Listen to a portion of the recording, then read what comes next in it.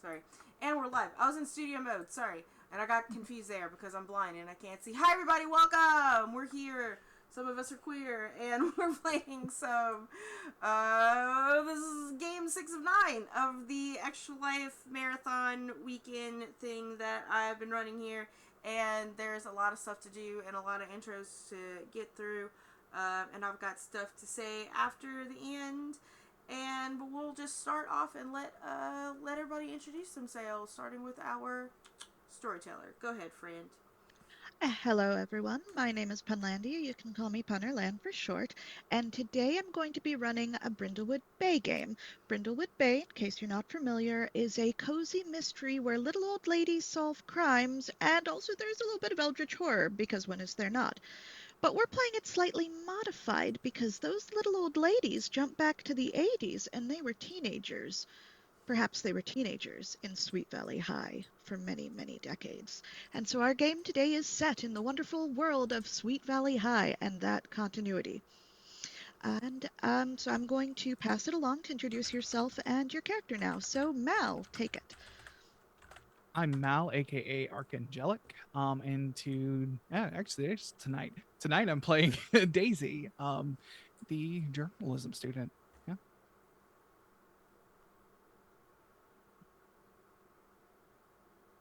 And my name's Jason, a they them sort of human shaped thing.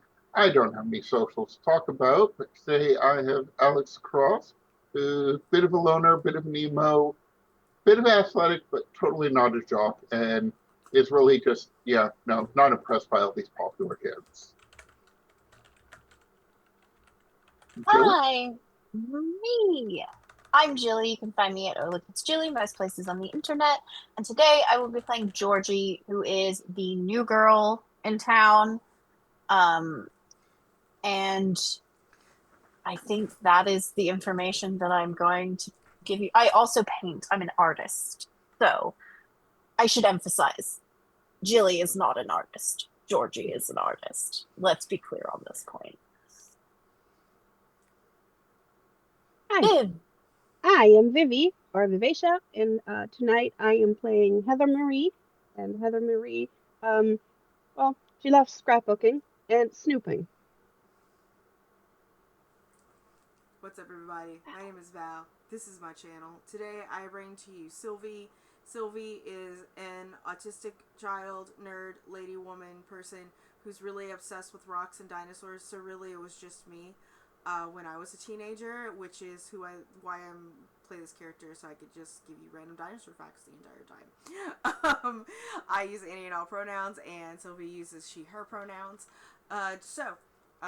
Just a little bit right here about Extra Life. Extra Life is an event and an organization that raises money for our local Children's Miracle Network hospitals. I am raising money for BC Children's here in British Columbia, Canada. If you type in exclamation mark Extra Life in chat, the link will come up for the donation link where you can choose to. I misspelled that because I am blind. Where you can choose a team member to donate to their chosen hospital or donate to the main hospital, which is BC Children's. You can do that. I am also matching all of my sub points for the month of November with $1 USD donations. I think I am at 40 right now for November, so that's $40 at the end of the month. But yeah, that's what's happening here. So we're at 970 out of $2,000. Which is just $30 shy of our halfway goal. And, we got 4 games left in this event, so I think we can do it.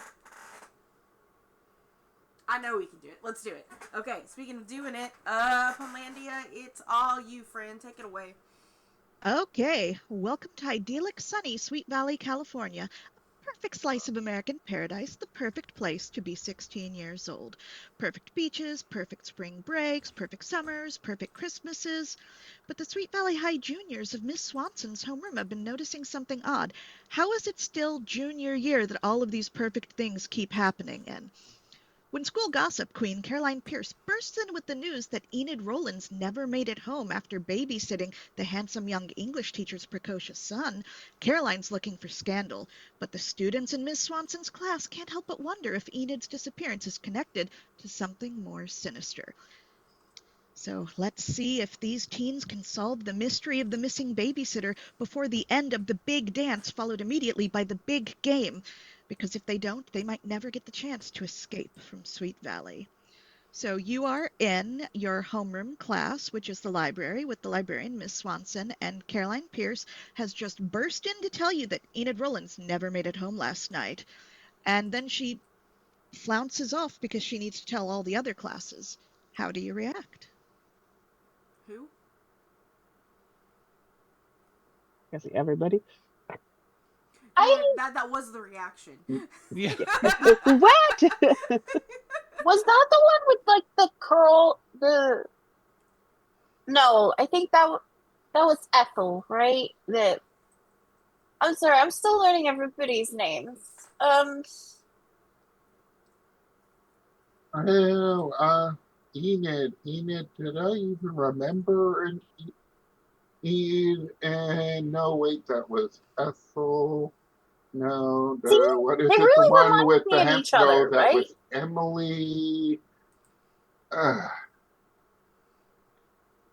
I don't remember what the deal with Enid is. Do you?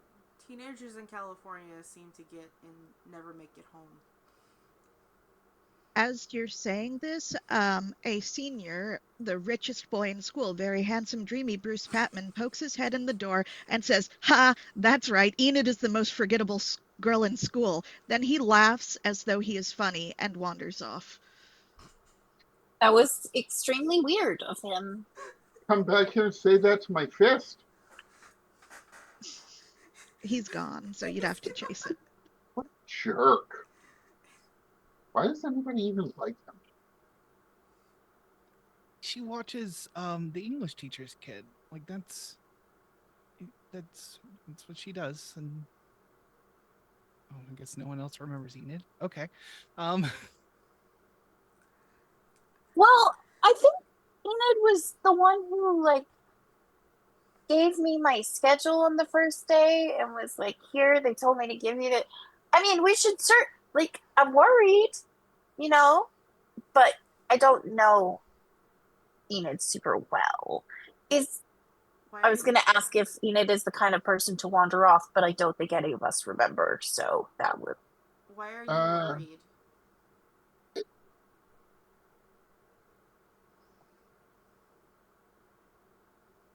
I guess I'll start off with an above the table question. Has there been anything else weird that's been happening lately that would correlate to this disappearance that would make us like more interested than this just being a weird coincidence? You know that in Sweet Valley, teenagers randomly go missing and are murdered? And then after the initial burst of, OMG, I can't believe this happened, everyone in town forgets that they ever existed. huh. Didn't she I, just break up with somebody? Wasn't there somebody who just dumped her for something? Wasn't that wasn't that like a big thing? I can't remember. I believe you. What about this? The handsome. Wait, we need to talk about the handsome English teacher. yeah, what's Um, the English teacher's name? That would be Roger Collins, Mr. Collins. Mr. Collins is also the person who does the newspaper too, right? Okay. He is the newspaper advisor. has anybody asked Mr. Collins what's up? Yeah. I, I I mean, haven't been to journalism class yet, so we just learned that she didn't make it home like 5 minutes ago.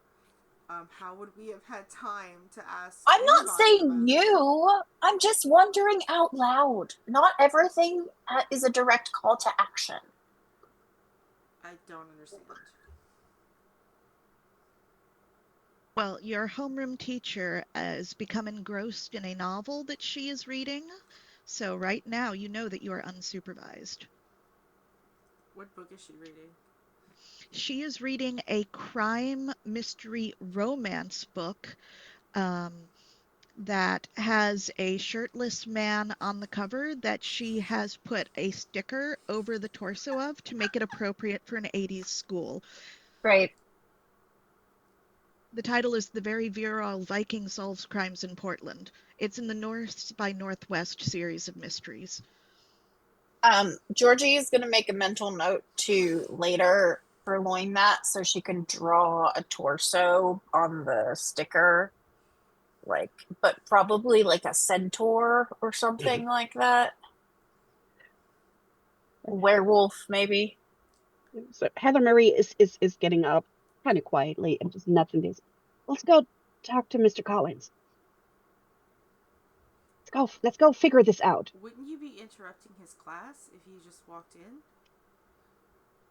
I come by his Take class care. quite often. It's To just work on homeroom. things. It's not like they're doing anything important. It's not like he's probably not teaching them there. He's probably letting them write and, put stuff together for the newspaper. We have a good reason to go. I mean, we've been working on our zine, so. I mean, if he's been through something traumatic, then he might not even be there. But the only way to find out is to go. Yes. And she'll pick up her bag, and you can kind of hear it kind of like make noises, like all her scrapbooking shit is in there. Daisy pulls out her little steno pad with the little pencil she has on there ready to go. So who all is going to Mr. Collins' class? Yeah, why the hell? It's got to be more interesting than this. Sylvie's gonna open her book bag. Val, I didn't hear you, but I see. Vil, can you hear me now? Yeah, I can hear you. Okay, I think I was just moved. Sylvie's gonna open up her book bag and look down at Reeves in his glowing little green eyes and be like, should I also go? Is this something that I should do? And Reeves replies, "Merp, merp, meow." It's a pain, but okay. And I zip the bag back up and I put it over my shoulder. I will go with you. Okay, so as you walk down the hallway, you do see Elizabeth Wakefield, one of the prettiest girls in school, who is sobbing into her locker as you walk to Mr. Collins's room, where everyone there is sitting at big, clunky 80s computers where they're supposed to be typing something. Roger Collins, the unusually attractive teacher, sits at his desk looking very thoughtful. Real quick, as we pass by the crying girl, I'm gonna stop and I'm going to give her some lotion and be like, crying dries out your skin. She looks at you, confused, but accepts it, and then goes back to crying. I want it back. And I can't continue.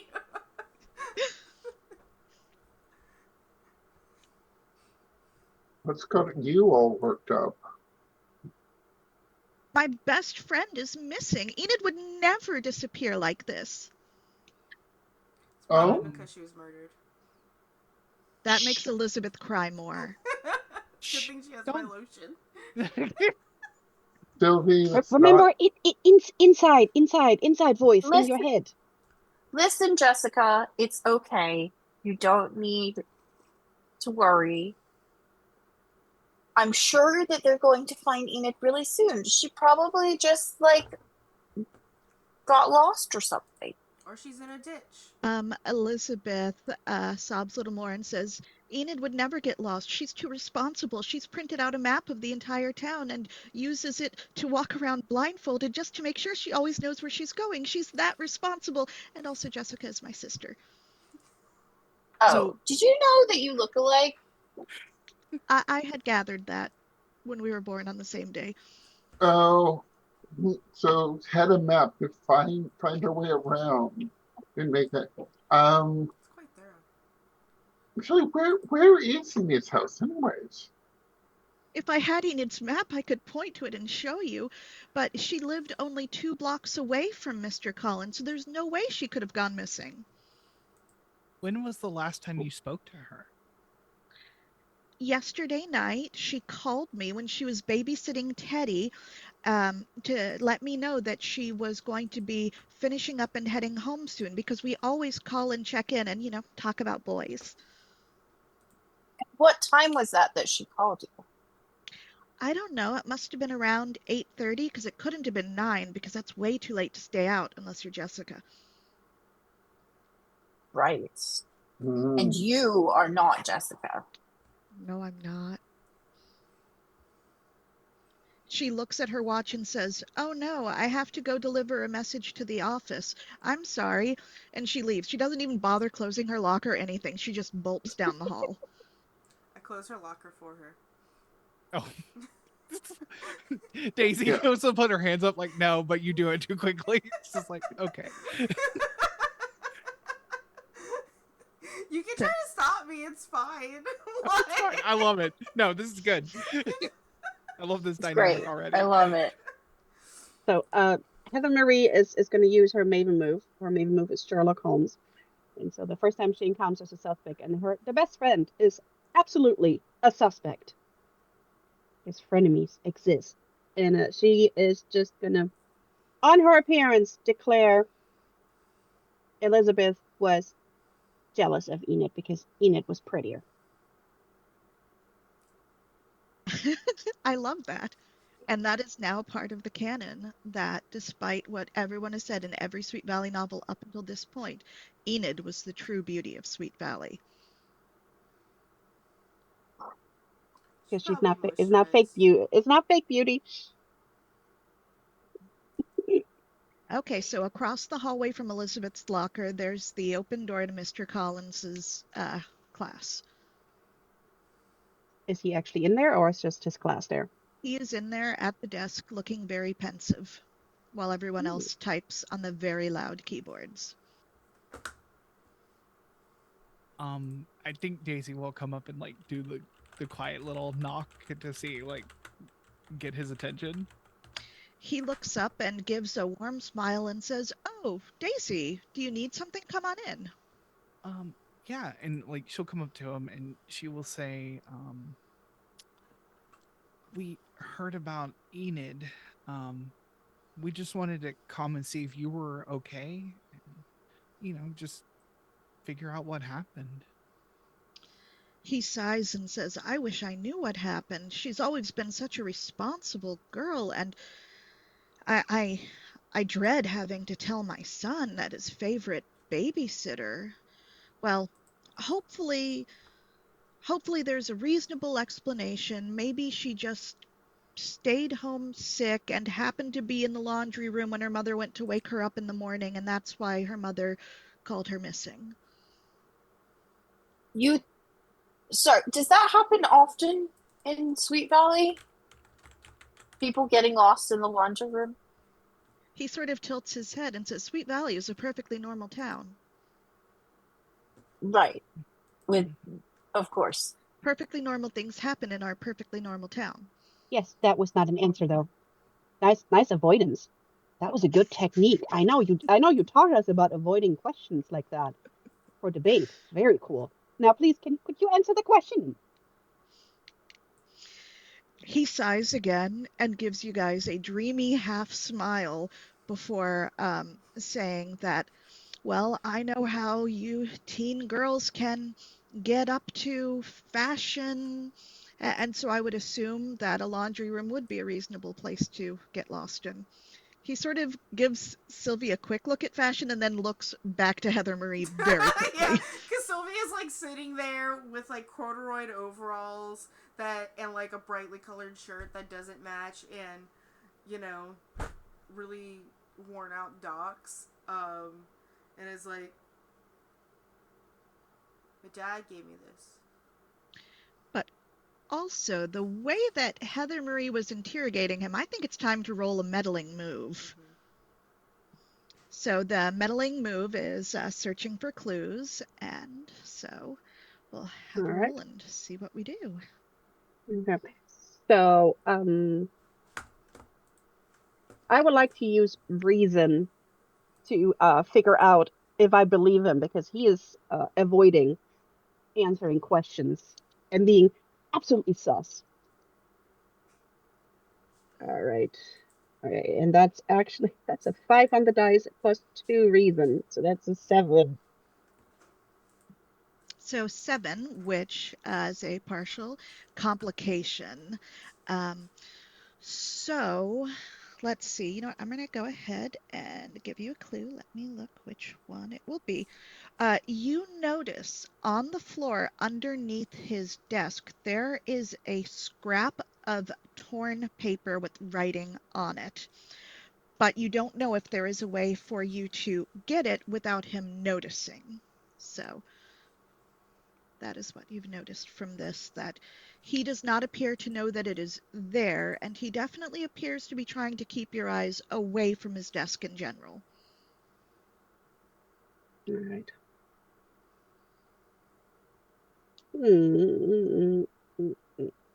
So, while he's doing his little dreamy act, it's like Heather would like kind of do like, do the Daisy nudge and do the eyes like the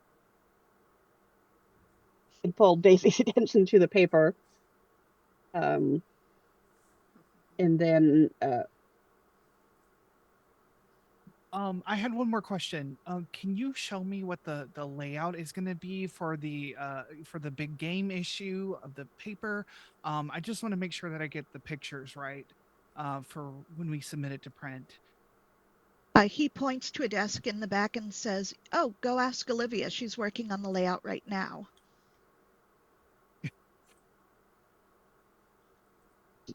just while Daisy's doing that, Heather is doing, what to say. Just make a fuss and distract him, please.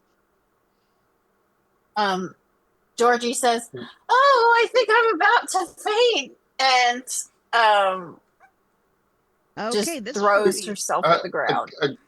Again, I can't. Miss Collins, so what do you do? Aren't you a doctor as well? So for this, we're going to have Georgina roll a day move. So you can pick which attribute you're going to use. You can either go vitality for the physicality, or you can go presence for the acting ability. Vitality is better, which is ironic considering my move, my Maven move. But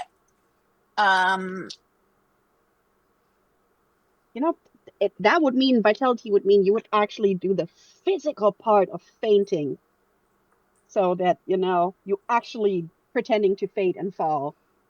yeah, Cat, stuck. let's do the thing. Do the thing. So it's 2d. Oh dear. 2d6 plus vitality is 5 plus 1, which is a 6. You fall down, landing on your ankle badly, and he's like, and Mr. Collins turns to you and says, "Why did you do that?" When you try to get up, you notice that your ankle is feeling really stiff and kind of crunchy in a not good way. You now have the condition beaten up. Yeah, why Great. did you For do I that? think it's time for the first crown. Hey. Yes. So the way yeah. Do you want me to explain the crowns, or do you want to say what you want to do? Explaining the crowns would be good. So we have some Gold Crown Mysteries move where once per mystery. Wait, is that the one we want, or is it the other one we want? Oh, the crown Sorry. of the queen. Yeah, sorry. I had the wrong one in front of me. It's basically a redo. Where is that? That is the one where you use your. Is that the cozy flashback? Sorry, I've got too many windows open. If you go down on your character sheet, Jilly, past your Maven move, the next thing will say the crown of the queen, and then when you put on this crown, you can mark one of them, and then you're gonna narrate that to you know, Yes. go one up in. Oh yeah. And Success. you'll notice that on Crown of Queen, because usually it's elderly women, flashback how you are an imperfect mother, because you are clearly not mothers unless you wish to be a teen mother. You can substitute mother for some sort of high school cliche. Sure. Okay. Um, how I was an imperfect, I guess, student is like, because I think that Georgie is not committed to any particular subject except art, which probably means that Mr. Collins is not her biggest fan. Was maybe trying to recruit her to do some artwork for the yearbook, and she kind of kept blowing it off because she was she's not interested in being stifled creatively. Um, and she's an artist. She needs to go where the muse moves her, and she doesn't want to draw a picture of the school mascot because it's just very, very stifling. Not to mention, school newspapers tell you that blue and yellow don't appear, and that just limits your artistic ability so much. It's true. Mm-hmm. Okay, and so with that, your success tier has been bumped up. It is no longer a fail. It is a 7 to 9 tier, which means that you are no longer injured nearly so badly. You're a little sore, so we're just going to call you bumped around. And Mr. Collins is going to look at you very seriously because this is a success, but a complicated success. Like, look deep into your eyes with his piercing blue eyes and ask, is there something you need to talk about? Are you doing the drugs? I am not doing the drugs. You I don't know, can Mr. talk to Collins. me. It sounds pretty suspicious. Actually, and Alex will go over Miss Collins and like lean towards him and hand up. It's like they might not want to talk about it in front of other people. Maybe you should like take them out into the hall and talk privately. And I want you to roll a day move presence to see if he takes your suggestion. Like Heather is just keeps scooching closer to the paper and just, come on, girls, come on. I'll trying so hard. We're trying. That is a 10. Wonderful. With that 10, you get exactly what you want. He nods and says, "That's a good idea, Alex." And he helps up, sorry, I need to look up your character, Georgina, and sort of guides her out to the hallway to talk to her. So I'm going to let Heather Marie's scene happen first because I think Marie will explode if she doesn't get her hands on that paper. Absolutely. The moment the backs are turned and it's moving to the door, Heather Marie gets underneath the table and grabs that scrap paper and looks at it before even coming out from underneath the table. What does this say? So what the message on it, and it is just a scrap of paper. There's clearly more to the letter, but it has been torn up. You see in a feminine handwriting, "I can't live this lie anymore." And that is your first clue. She's like, and she's saying it out loud, live this lie anymore? Who wrote this? And then she scooches back butt first and hands it to Daisy, like, somebody wrote this. That is a girl's handwriting. Who cannot live a lie? What kind of lie? Just get somebody pregnant. This does sound like it could be interesting. We should make note of this and yeah, I don't know, but something's definitely going on here. In the small notebook, clue one. Yeah, Meanwhile, like in the out steno in the pad, like clue 1. Yeah, 100%. So out in the hallway, Mr. Collins puts his manly, handsome hand on Georgina's shoulder, and he does that head tilt that teachers do in after-school specials when they're really worried, and says, "Georgina, I know you're a good girl, but even good girls can make mistakes. I want you to know that I'm here for you." You're muted.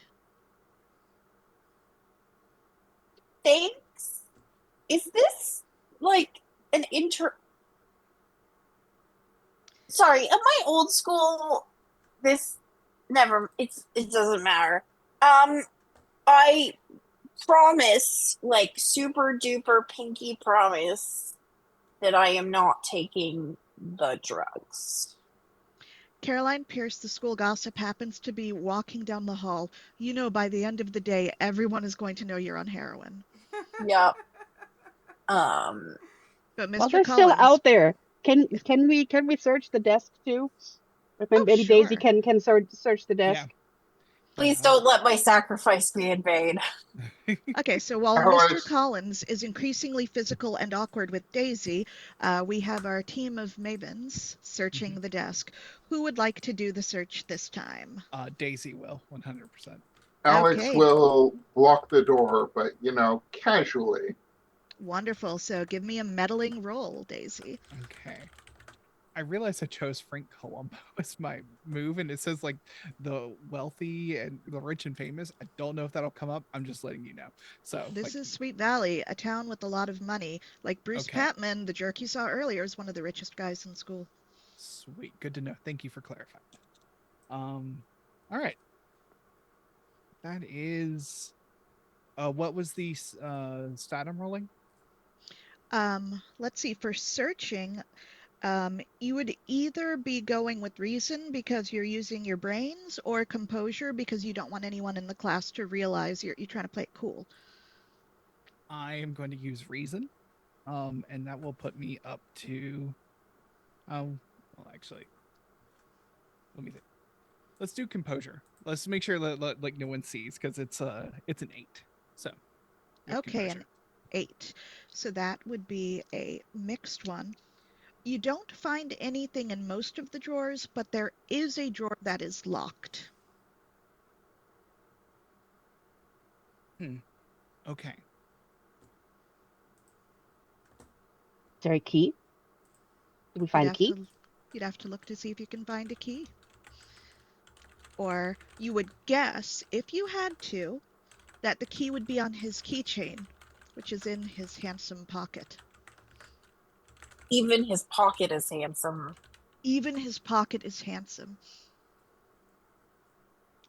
Oh. Right. You know what? Heather is gonna try and physically wiggle the thing and see if it will pop open. Just, for luck. Maybe the dice will agree. Okay, what stat are you using for that? Well, I will have to use vitality, even though I'm better in all of the others. Because vitality is yanking on it, Yes, we know those locks are notoriously flimsy. Yeah. So that is my 0, but we're going to try. Oh, that's a 9. So close. Wonderful. For the 9, because there's been so much build up to this, you do manage to get the drawer open, but it is loud, very loud.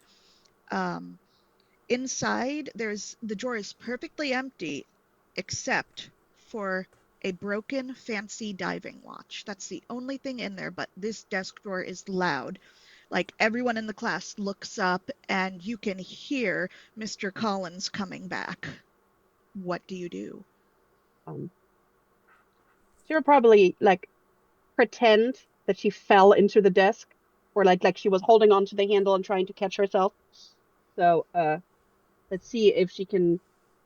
I'm going to do composure on that one, because it would mean she will have to quickly react to try and because she was yanking on it, to make it look like she was just trying to move, and she was holding onto the handle and fell and yanked it down with her. So let's see. Oh, that is a 10 on the dice. It's an 11. Nice.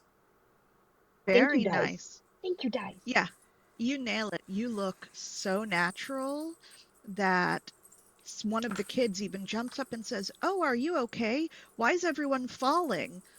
And I was just trying to move over to the where the layout is, and and I just tripped and I tried to hold on and this is Yeah, not my Mr. day. Collins rushes over to help you up off of the ground, and he sort of subtly like elbows the drawer shut while he is helping you up, and he starts to get that look in his eyes where you feel like he might be about to ask you if you're on the drugs.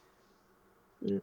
And she will just be like, oh, my shoelace was untied. Man, let me He tie that. nods And sagely and says that could have happened to anyone. yeah, Sagely. How many times have I told you tie your damn shoes? I tied them, but I must not have pulled them hard enough. You know, I'm not a strong person. Let's check out that layout now, Daisy. Like hook and yank. Yeah. What? You see that there? What? It was broken. What the heck? He's not a diver, is he?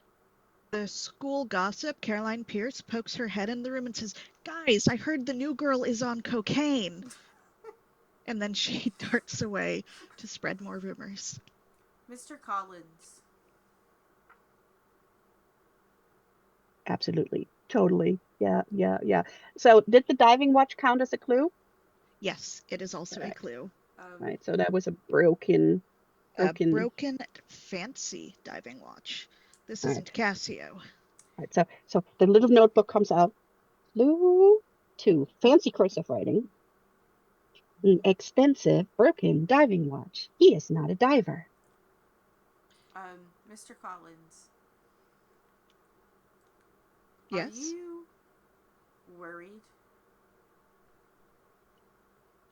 I'm worried all the time about the lives of all of the young people under my care. And he puts his manly, handsome hand on Sylvie's shoulder and says, "Is everything okay, Sylvie?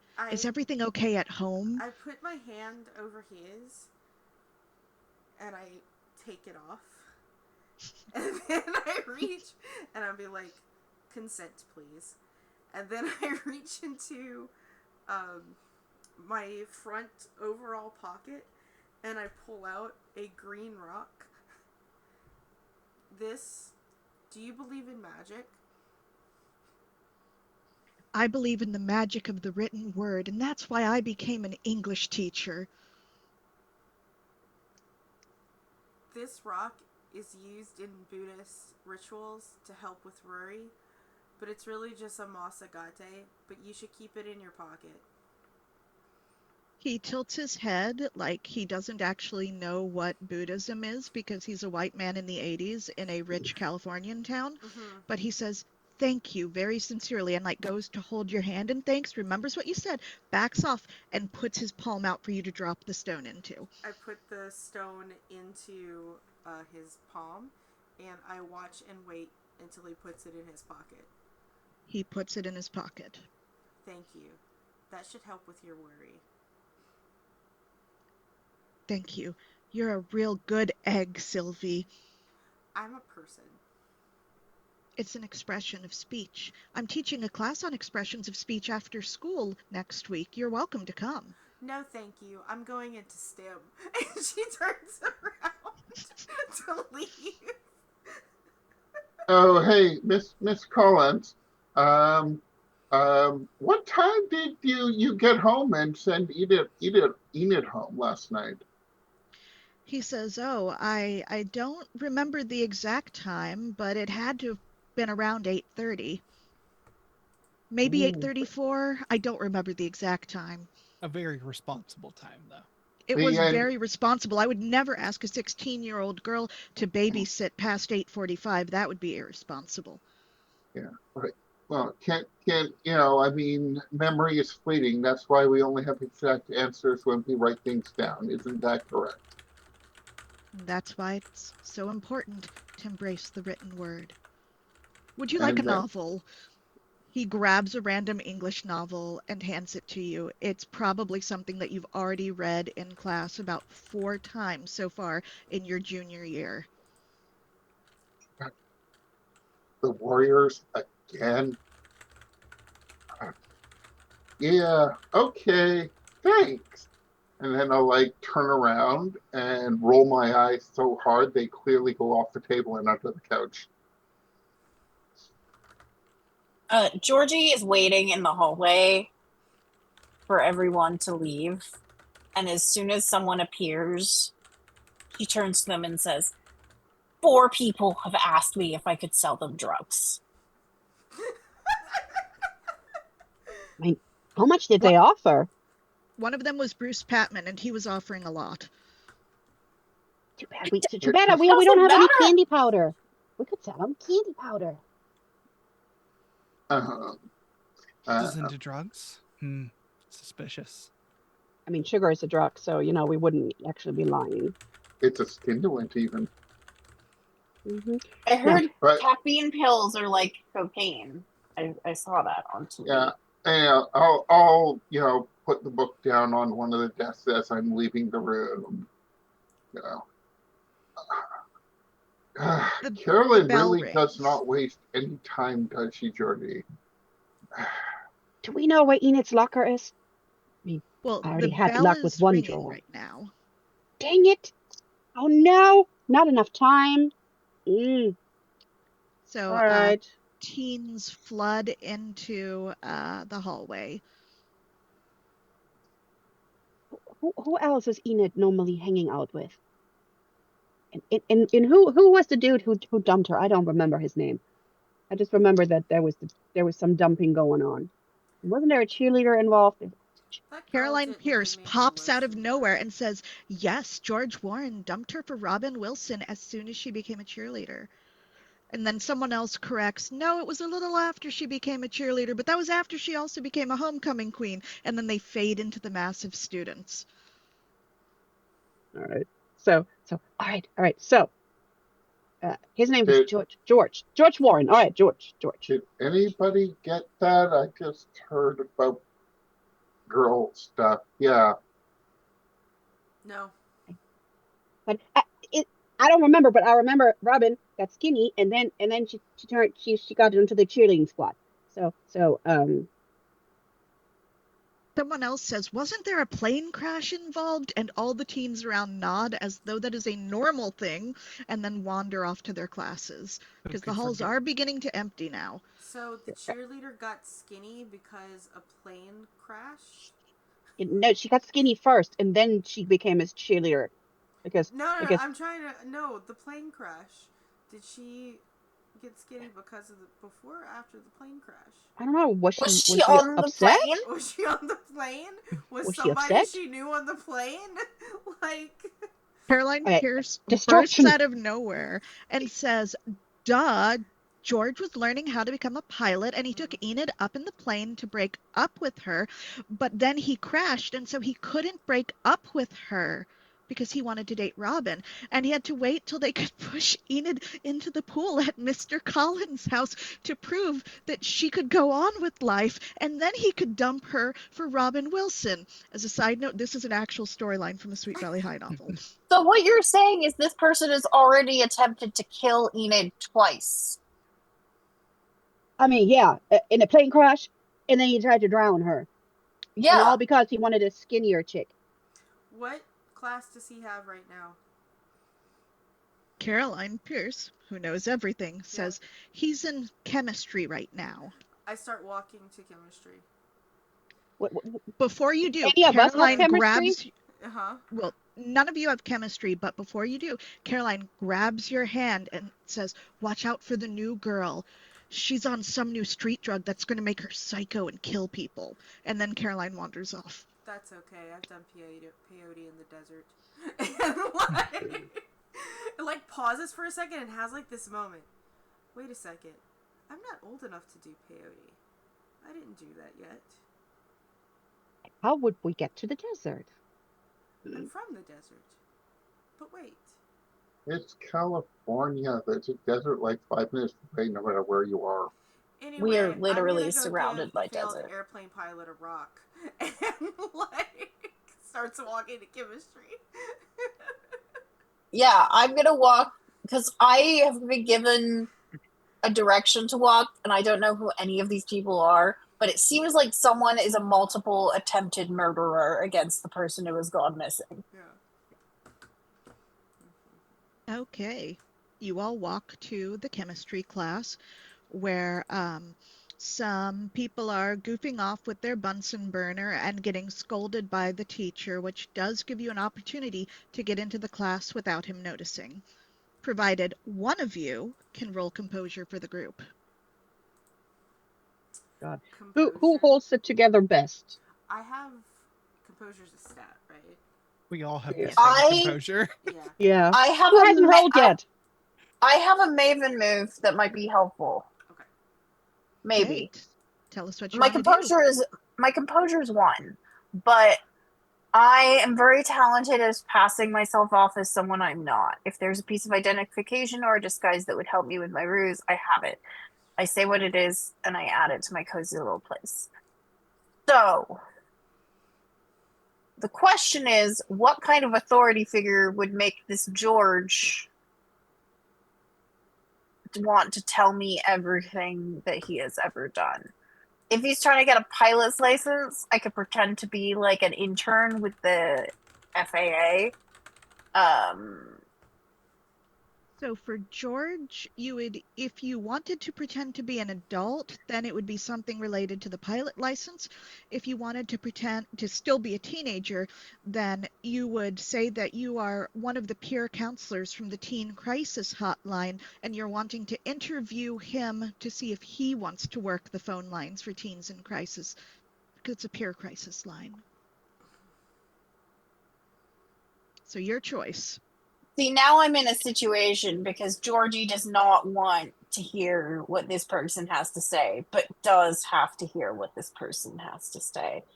I'm going to turn to my friends and say, what do you think? Should I pretend to be... I could pretend to be like an adult?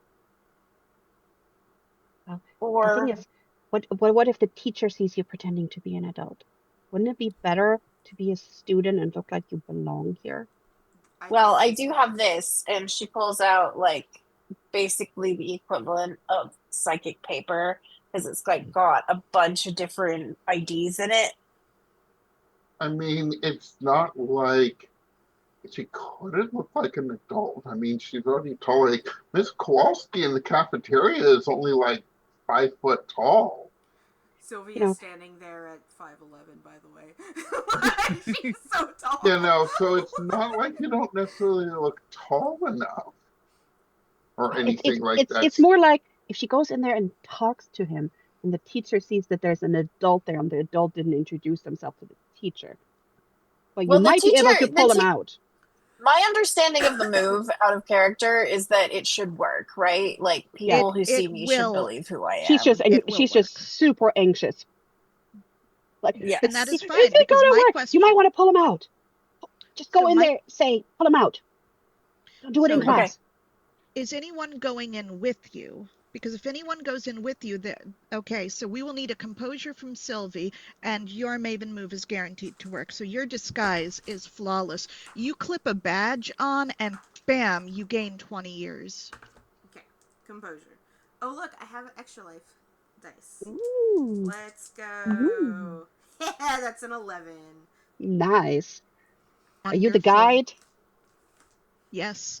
That is exactly what. If anyone happens to look up, they see Sylvie as the kid who was paged from the office to guide the adult around the school.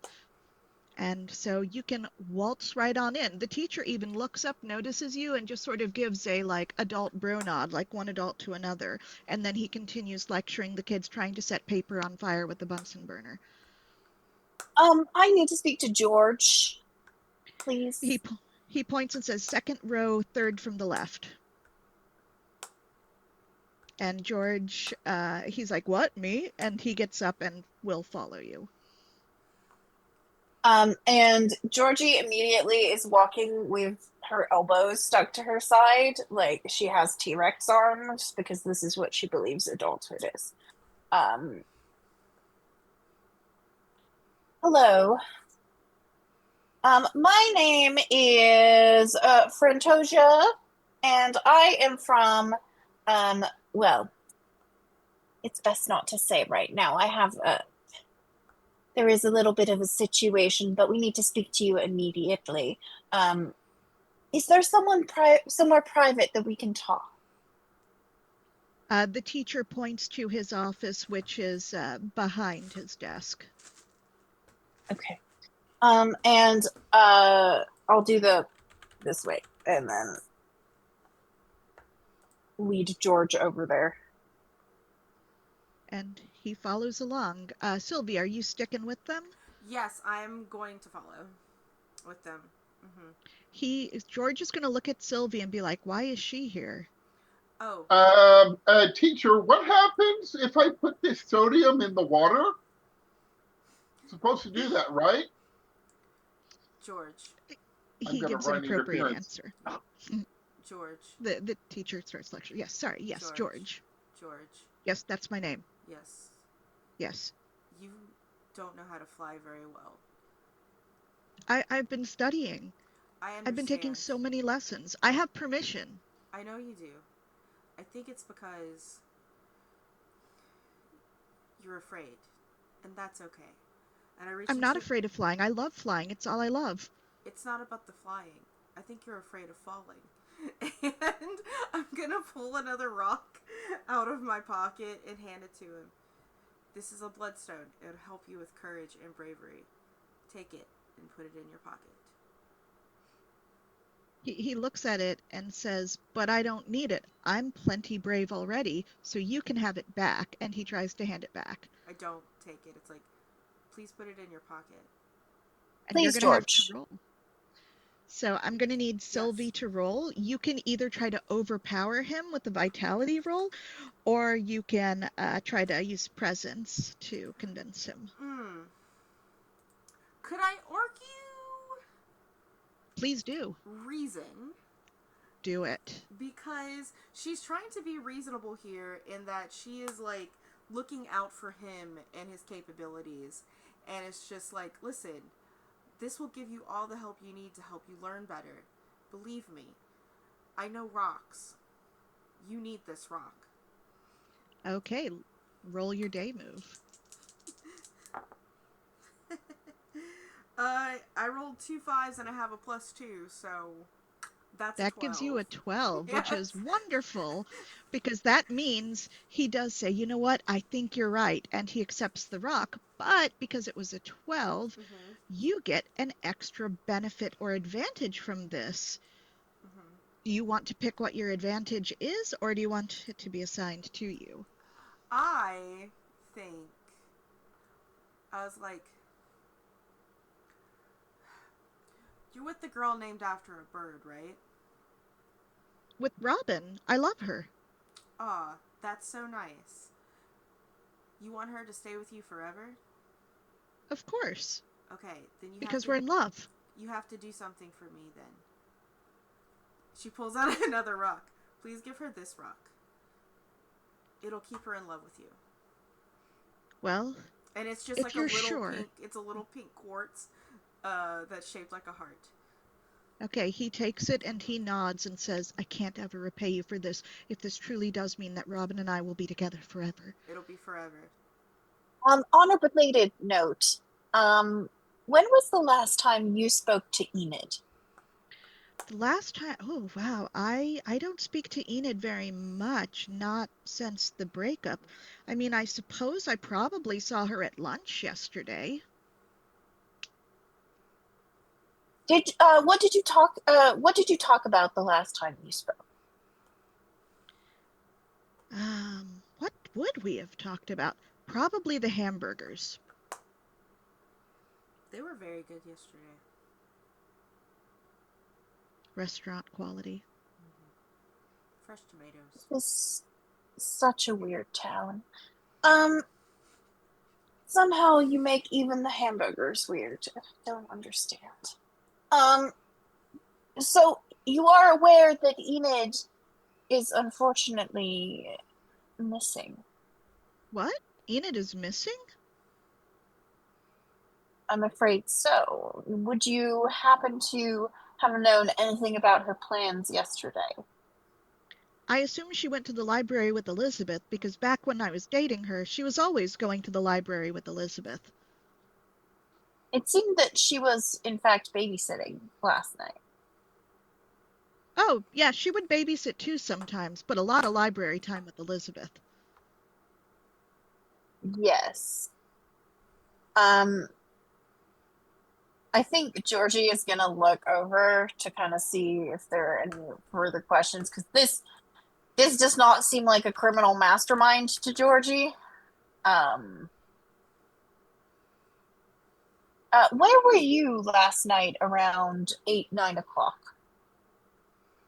He thinks about it for a moment and says, I was probably at the Dairy Burger, which is the burger joint in town that also has good burgers, but also milkshakes. And were you there with anyone? I was there with Bruce Patman. Of course. Well, this has been very helpful. And I think that Georgie doesn't even say anything in closing. She just turns around and leaves. She's done here. Sylvie, do you do anything? No, I You're did alone everything I in- needed to do. I Okay. gave this boy rocks and told him he better give the rock to Robin. Well- That's my only goal, is to give certain people rocks. So when Georgina walks out, do you follow her, or do you, linger for a moment while George is standing there? I linger for a moment only because I'd stopped paying attention to, that moment, and then it'd be like, oh, did that grown-up leave? George says, yes, she was very strange. I don't think she likes burgers. She's on cocaine, and I leave. Okay, so the rest of you, what were you doing during this scene?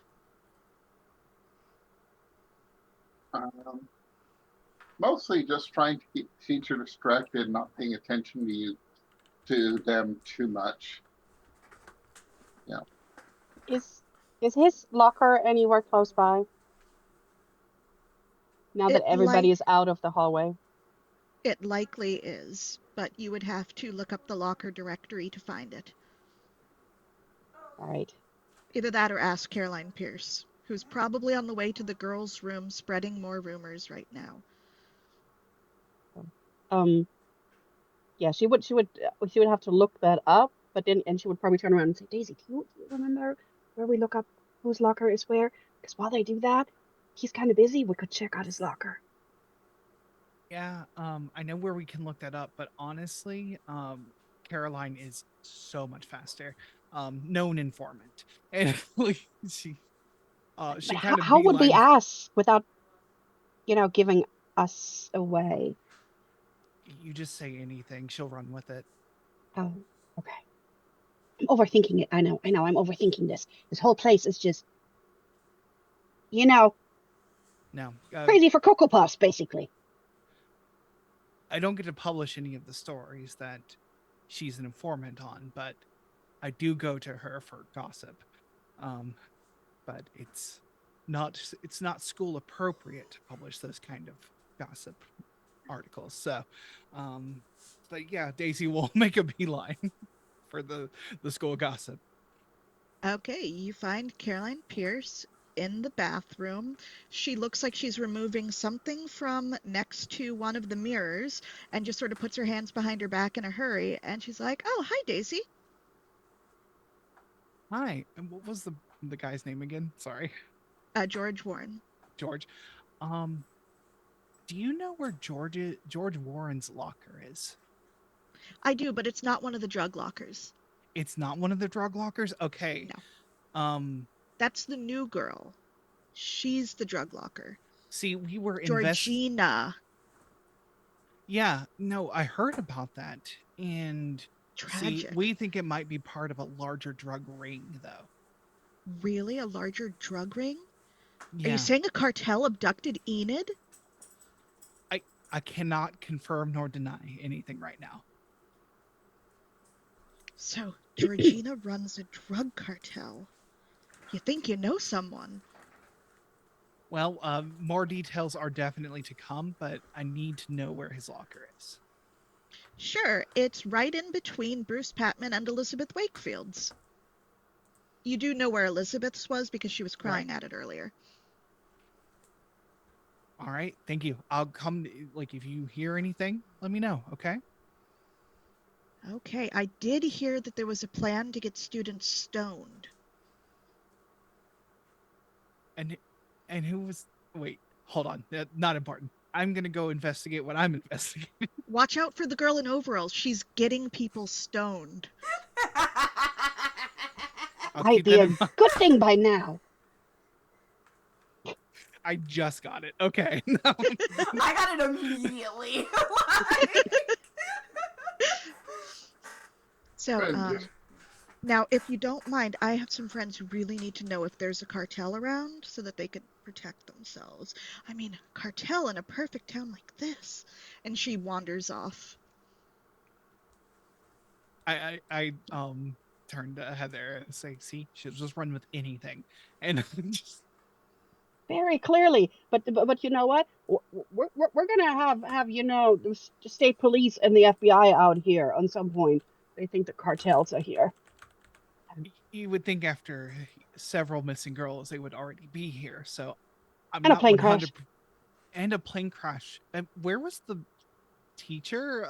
If he was a student pilot, I have so many questions. So many Um, questions. And nobody explains anything. All right, let's go and see if we can get into that locker. and I'll be out of the science room by now. Excuse myself. Wait. This isn't art class? Then what am I supposed to do with this? I throw a paper airplane at the teacher. The teacher assigns you a detention. You can't do that. I'm not in this class. And I'm just going to walk out. The teacher tries to stop you, but is unable to. So, do you reunite with Heather Marie and Daisy? Yeah. And Georgina and Sylvie, you are looking for them, so you encounter them in the hallway. You know you don't have all that much time left before the period ends, but you do know where the locker is. So what do you do? Oh, you're muted.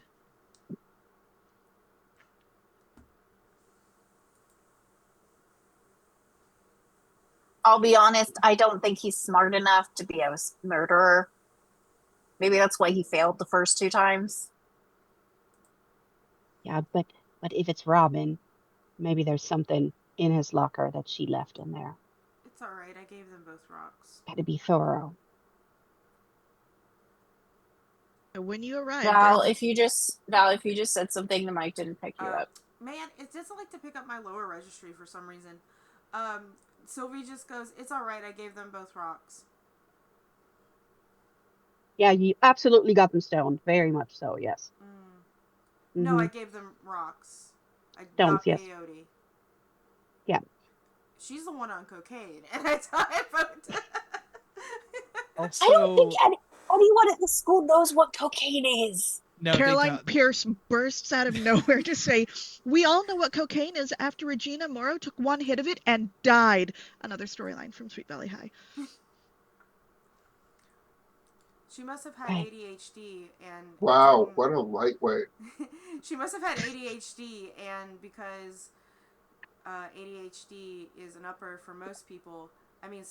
cocaine is an upper for most people. Unless you have ADHD, then it's a downer, and you can get, like, serotonin poisoning, and that's how you can die from doing cocaine just one time. Suddenly there's that do do do do, and a more you know rainbow appears at the bottom of reality. You all see it. Random students walking down the hallway appear not to notice a thing, and you also see it like explode into little sparkles. happens. Okay. Are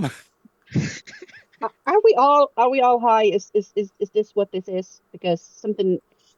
All right, let's figure out this whole Enid thing, because oh my lord, this place is crazy. That was interdimensional. Wall breaking. No, this is what. So what are we supposed to do next?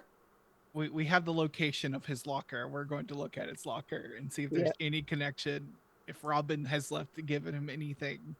Oh, okay. Maybe Robin left him a note or something, you know. Mhm. Oh, well, it's good that these lockers are so easy to get into. And Just show me which one. so you remember that it was between Elizabeth Wakefield's and Bruce Patman's locker. And Elizabeth Wakefield's locker is right across from Mr. Collins's classroom. Hmm. So when I had closed it earlier, I did so without actually closing the padlock. I just closed the door to the locker. But I didn't relock it, if that makes sense. It does, but there's a chance she visited her locker That's during true. that bell change. So you would have to roll me something to see if it's still unlocked. Okay. What shall I roll? What would you like to make a case for rolling? I think maybe, let me look at the moves real quick. Or the abilities. Vitality, composure, reason, presence, and sensitivity. I think that I would like to argue presence, and that, like, Homegirl is just too spooked out to return to her locker after what happened. Go for it. Yeah. It's a 10. Okay, with a 10, Elizabeth's locker is unlocked. My luck is gonna run out when it's important.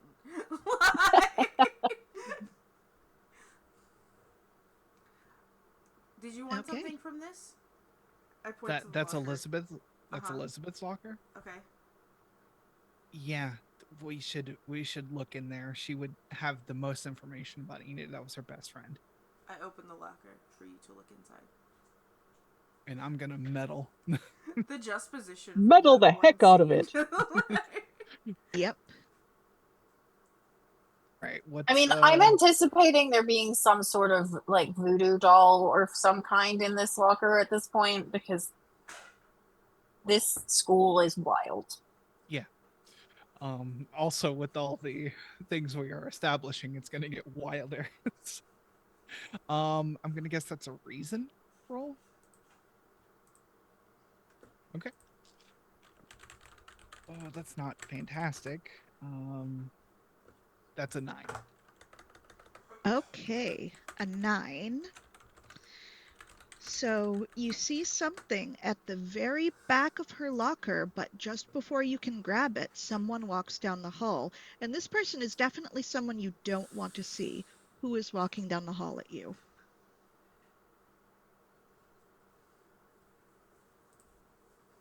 Oh, it has to be the principal, right? Like, it has to be someone with the Okay. authority to be mad It about is this. Mr. Cooper, known by the student body as Chrome Dome for his very bald, very shiny head. And he's like, "Excuse me, what are you doing at Elizabeth's locker?" She asked me to get lotion.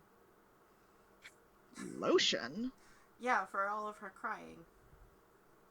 Someone made Elizabeth cry? Yeah, because her friend's dead. No, Missing. Enid's missing. And the principal's like, "Don't you kids have class?" Isn't helping a friend more important? Then school? No. School is more important. You can help your friends by doing well in school and having a good life. This is my free period. Yeah, we were just doing this real quick. We were trying to miss as little class as possible. We're really good students. Okay, I'm going to need someone to roll presence to try to convince him. Do it, Daisy. But if you don't convince him, it'll be bad. Is it too late for it's too late for my Maven move, right? To be like, actually, I'm an adult. I think it is too late. Yeah, unless that's you fair. were to. Yeah. Well, I got presence 1. Okay, so it's My going to be presence. Sylvie or me, I guess. I just rolled. I think. So someone else All right. should do it. Yeah. All right. So just Yeah, absolutely. It's our free period. You know, Okay. And what do you roll? I rolled a 10 plus a 1. That's an 11. Oh my And god. she's also going to do her Sherlock Holmes thing and, you know, completely judge his chrome dome, that he absolutely feels he has to make up for that. So he's trying to act tough, even though he's a softie. So he does close Elizabeth's locker and it does snap locked this time. And he says, okay, well, you've had your minute and I'm a nice guy, so I'm giving you a warning. But if I catch you out of class again, it's going to be detention. And you don't want to get detention with the big game coming up. I So, actually would shoo. rather detention because it's nice and quiet in there and I don't really like football. Wait, is it football or basketball for the big game? It's football. Okay. Did He we find a clue in laughs. there? You saw something, but you didn't reach it before the principal interrupted. Yeah. The principal laughs as though Sylvie has told the funniest joke ever, and he says, you should make that into a comic strip for the paper. Now, go to class. What's our class, anyways, right now? At this point, you Um, probably are in a variety of different English and math classes, maybe I history. say, I say, don't forget to grab the lotion and try to give them like a second to pull the thing So we out of saw the something thing. in there, right? Yeah. You saw something, but he closed her locker right away, so We you would don't have get to had to. Well, you would have had to do something really special to stop that. You would have had to physically intervene. I imagine I would not have pulled my hands out. Like I would be looking as if we say Okay. we're finding something for her. So did you Okay. smash your hand in the locker? Let's find out. Roll a vitality to see if your hand got smashed. 5. That would be a no. total Colt Seavers move, anyways. Daring, wild, physical feat to jump in and grab stuff and save your friend. So it does smash on your hand, and I'm giving you the condition of ouchie. Or Ow. you can use Or your queen's Oh, crown and bump up to partial success. okay. So to do that, you would need to give us a narrated flashback.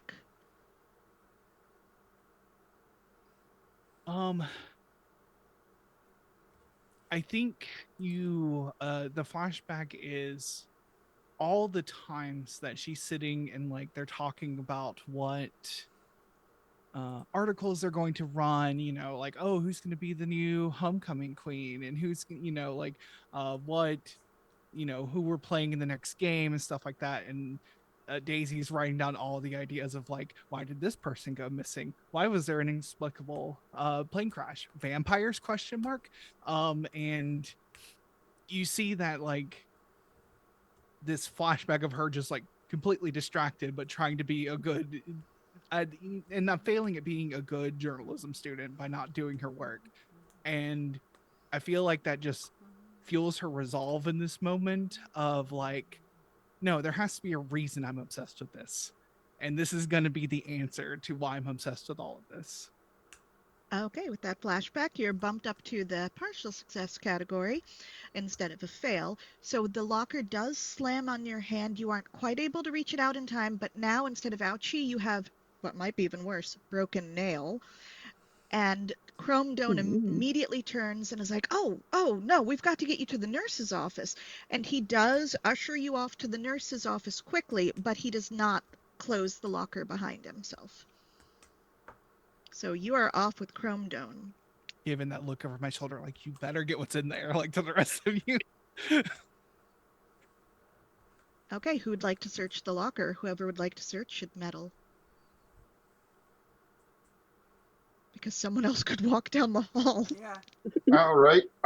Sure. I will. So I have some idea what they're going for. So, yeah, Alex will just kind of casually reach in very, very silently, very, very stealthily, and just, grab whatever seemed like, was trying to be grabbed before all this. Plus the lotion, of course. We need something as cover story. So I want to use my vitality for this.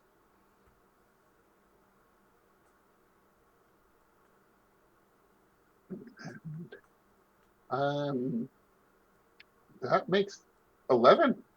Woo! Ooh. Nice, very nice. You find a torn piece of cloth, because I'm bumping this up to a 12 because there's been so much buildup to get here. So this is not just a clue, but a void clue. This cloth, it is slightly damp. It reeks of chemicals, and also it leaves sort of like an inky black trail behind it that just sort of quickly evaporates, so that if you put it on the floor, it'll have that little bit of an ink smear. Pick it up, that ink smear just sort of fades away. Ew. But mainly it's the chemical smell off of this. You are shocked that you couldn't smell this standing outside of her locker. Do we know what kind of clothing it is? Is it actually clothing? Or is it just fabric?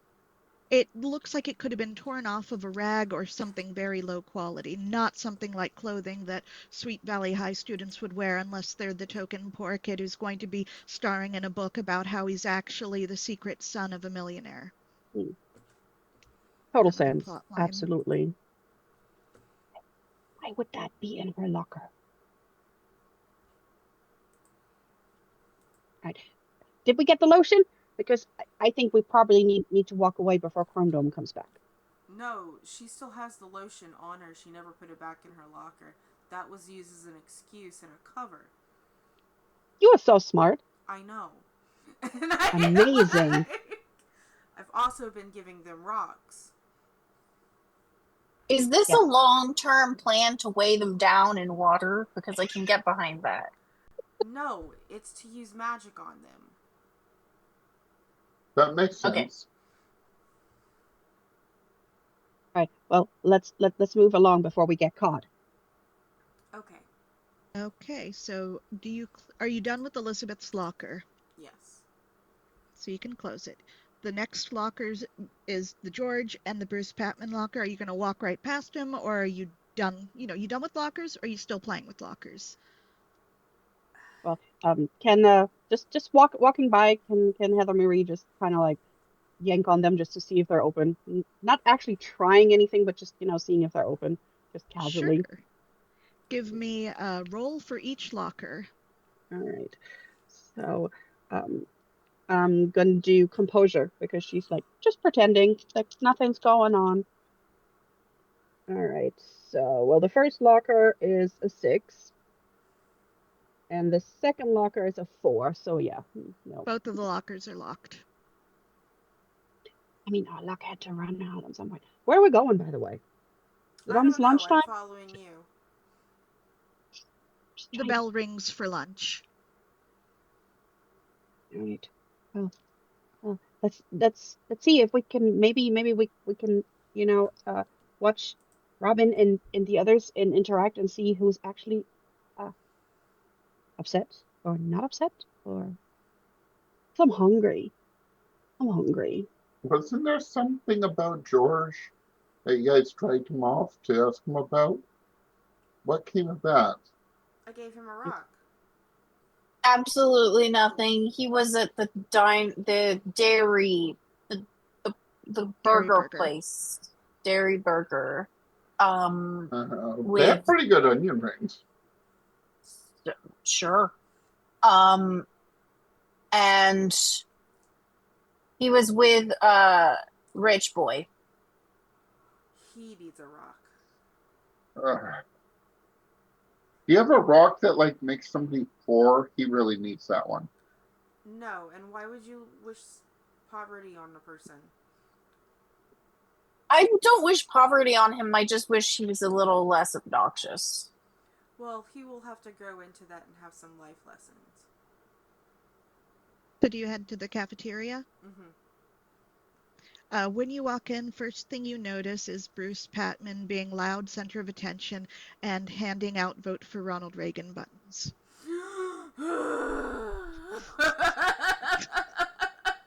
He's about. getting a rock thrown at him. That's what's going to happen. Am I back from the nurses yet? Because Yes, you can Okay. come back because the nurse was like, it's just a broken nail. I know. I mean, but it's really hard to live through the social stigma of having a broken nail. Here, have a pamphlet.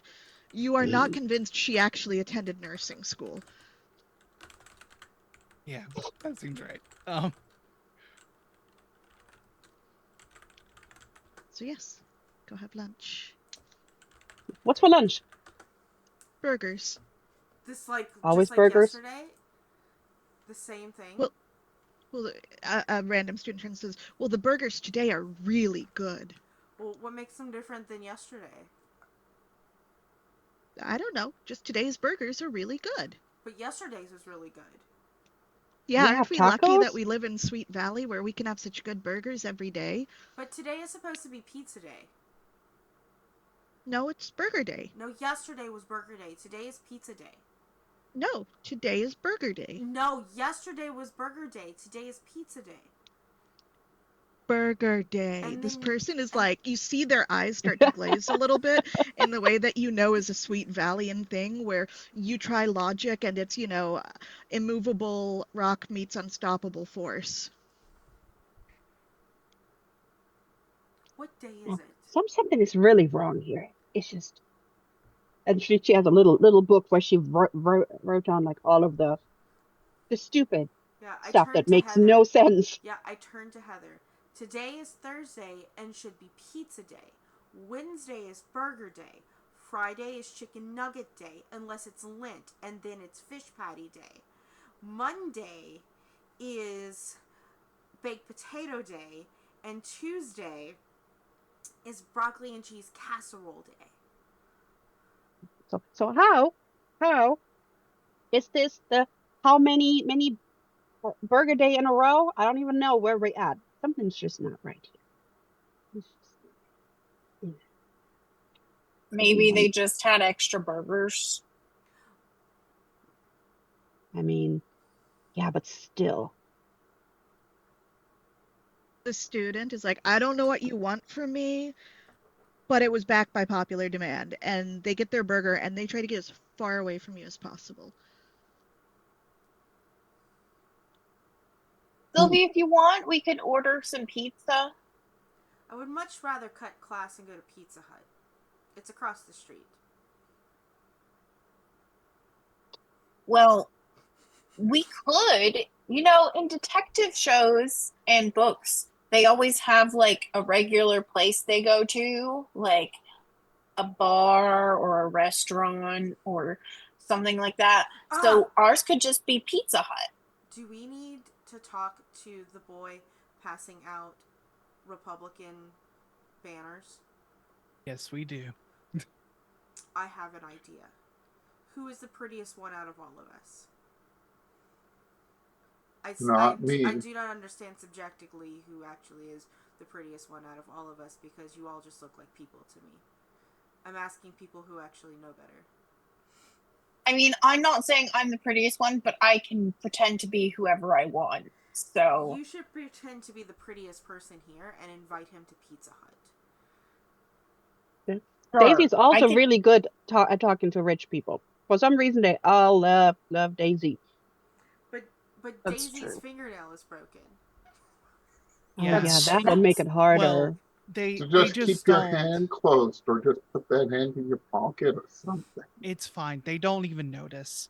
Like Boys don't notice anything. no, no, they never do. So who is approaching Bruce Patman? I guess it's gonna be. Well, are we going with the prettiest girl in school gambit, or we're going with the like no one pays attention to me, I can get information easily? I guess mean- I'll do it. Yeah, do it. Go for it. because he is like a very rich student, right? Absolutely. Okay. He is the richest boy in school. Okay. Yeah. So tell us how you approach.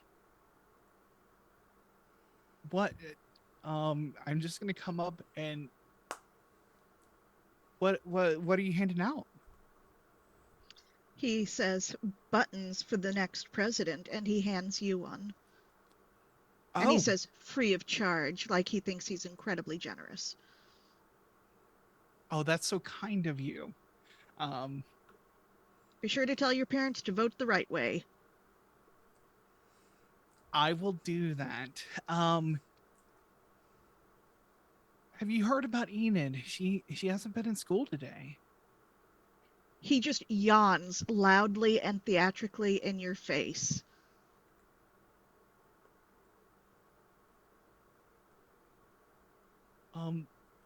Oh, I know. It feels like silly gossip. I know it's No, definitely below you. gossip is awesome. Enid is boring. Why is Enid boring? So I will Sherlock Holmes by looking at him and saying he has halitosis. Yes, his breath reeks of a way that moneyed breath should not reek. This is like old money British bad breath. And Oh he God. says, He probably has Enid is the most gastritis. boring person in this town. You know, even Hmm. after the plane crash breakup. Yes, she was so boring that she bored a plane out of the sky.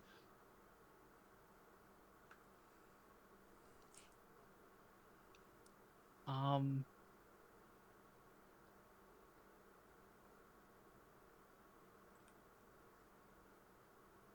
Well,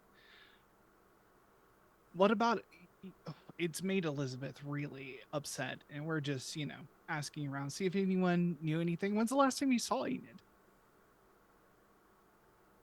I don't know, you might as well be asking me when the last time was I saw a rock on the ground. She's as boring as a rock on the ground. Now, Elizabeth, I mean, if she's going to loosen up ever, then you should give her my number, but not Enid.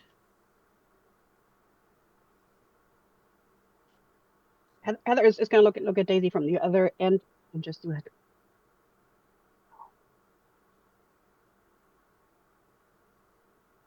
What is it you're saying? He's like ask about George. Which Warren? Oh, what about George Warren?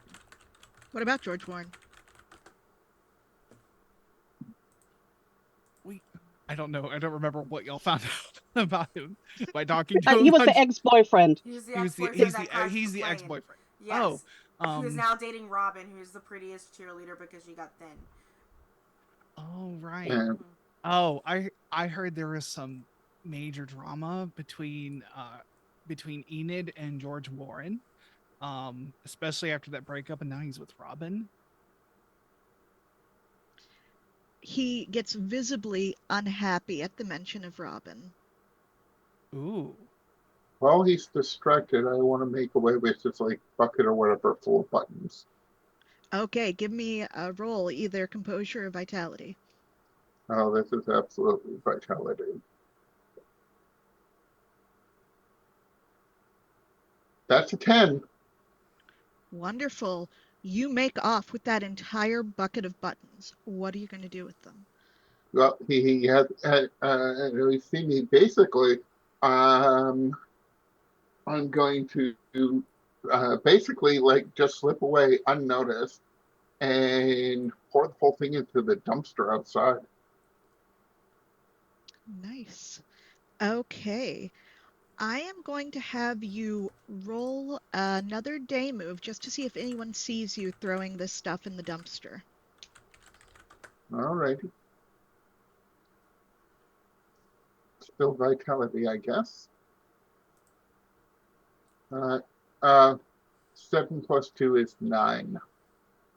So, Okay, so you think the coast is clear, but you're not 100% sure. You might hear someone from just around the corner, but you aren't sure if you hear them or not. Do you proceed? yeah, sure. Okay. The dumpster makes a very loud noise when you open it, and I'm going to need you to roll a meddling move. Right. With the what stat?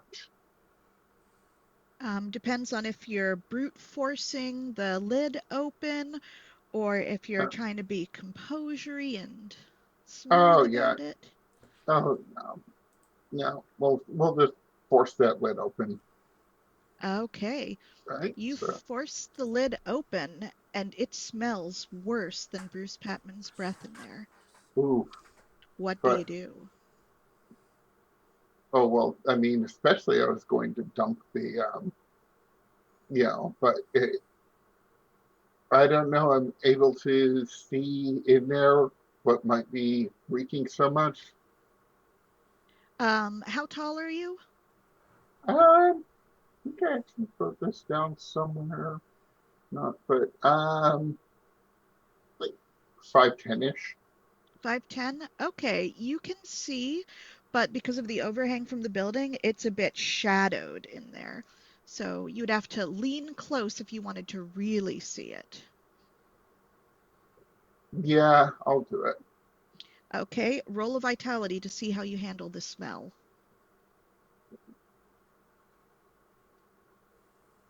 That's a 12. Okay, with the 12, you get closer, you can identify that it smells sweet and also sour at the same time, but really it's that sweet that seems so sickening and so wrong. And you are able to look closer. Um, you see fabric that appears to be on something. When you look closer, you see that fabric is on a teenage girl. Oh, Oh, all shit. right. So I'm going to let the lid, close the lid, stash away this bucket of buttons, I guess, just behind it or something. And then, go back, I get open the lid again. I get pull my hoodie up over my face to try and at least block out some of the smell. And yeah, I'm probably not be able to reach in there, but seem to touch somebody. Can I figure out who it is just by quickly looking at them? At one glance, you can tell only one person in town looks that boring. You have found Enid Rollins. And on that, I think it's about time for break. Oh, It does sound like it's She's about time there. for. All right, everyone. So real quick before we jump into break, I just have a couple of shout outs real quick. A shout out to I have they're up here. I have to go scrolling to remind everyone. A quick shout out to your mama for donating $30. I don't know whose mama it is. It's not mine because I don't know if my mom knows how to use anything in ExtraLife. Like, so whoever's mom it is, thanks. I'd also like to take German and Grandma for their $30 donation as well. And then with DA Dungeon with their $25 donation, we are at $1,055 out of the $2,000 that we are trying to raise this weekend. So thank you everyone for that. As for that, we will go to our break. We will be back in about 10 to 15 minutes. So please go pee, eat some food, stretch your legs, don't get blood clots, all that other good stuff. And Have we a will, drink. yeah, and we will see Hy- you in a few minutes. Everybody wave. Bye. Hydration's important. Hydrate.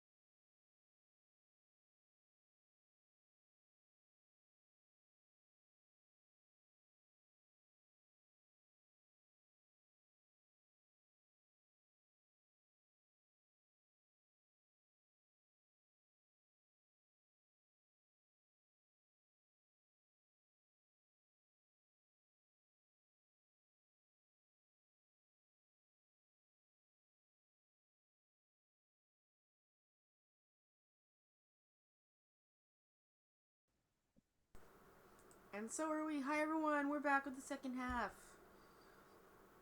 Things are getting fucking weird. I'm gonna let them take over because I forgot to pee on my break. So. So, where Right. we last left them, we had a dumpster with two things. Don't know what stinks more, a dead body or a bucket full of Ronald Reagan buttons. Take us away, Alex. You've just found the body of Enid Rollins. Oh, this is not good. Close the dumpster, grab the thing of Ronald Reagan buttons, because I'm not dumping it in there. We're going to find some other kind of garbage just to dump it into. I guess probably a regular one. As I make my way back, and it's the cafeteria and that, and very much looking for, Heather and Daisy, but I mean just everybody in general, because I'm not going to like tell the authorities. Why would I do that? I'm going to tell the people who are actually looking and might get something done before the stupid adults start interfering. Yeah. So yeah, I'll just dump off the buttons or whatever in just like a regular garbage can, since dumpster's no good anymore, and head back into where we were, like cafeteria. And I don't know, are people still there? Lunch is I'm. still going on. I think Georgie is eating whatever the yogurt equivalent is. It's burger flavored. Eh. What happened to strawberry yogurt? Is what I'm saying. What happened to Burger cherry? day. I'm beginning to side with Sylvie on this point. I'll be honest. And, You're back. Yeah. and I guess everyone's in just like a group, like a table to ourselves or something. I want to take Yeah. a moment because you ran off with the bucket. I want to you probably did that in view of me, but not of him. So I want to take this moment to say, I think communists just stole all your buttons. And Bruce Patman looks around, and when he doesn't see his bucket, he gets angry, really, really angry, and says, "Where did they go?" I point not in the way that Alex went, but the other exit to the cafeteria. I think I saw them go that way. Yeah, wasn't there Bruce somebody wearing a red shirt over there? Bruce grabs a couple of nondescript jocks, and they all go running off in that direction. Well, actually, before that, go ahead and, because technically this should be a presence roll, but it is a presence roll at advantage because he is so weak against communists. So roll okay. 3 die and take the because it's his favorite enemy.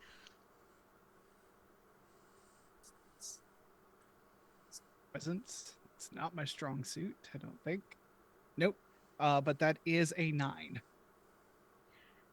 That is good enough for him to go running off, but he is going to remember that you know things about communists. Okay. That's fine. He doesn't pay attention to me much anyway. I mean, you're a journalist. That tracks. Yeah. In the hallway, there's someone from band practicing the Star Spangled Banner as he runs away with his jocks. And Yes. I want to take this moment to look through the stuff he's left here to see if there's any clues.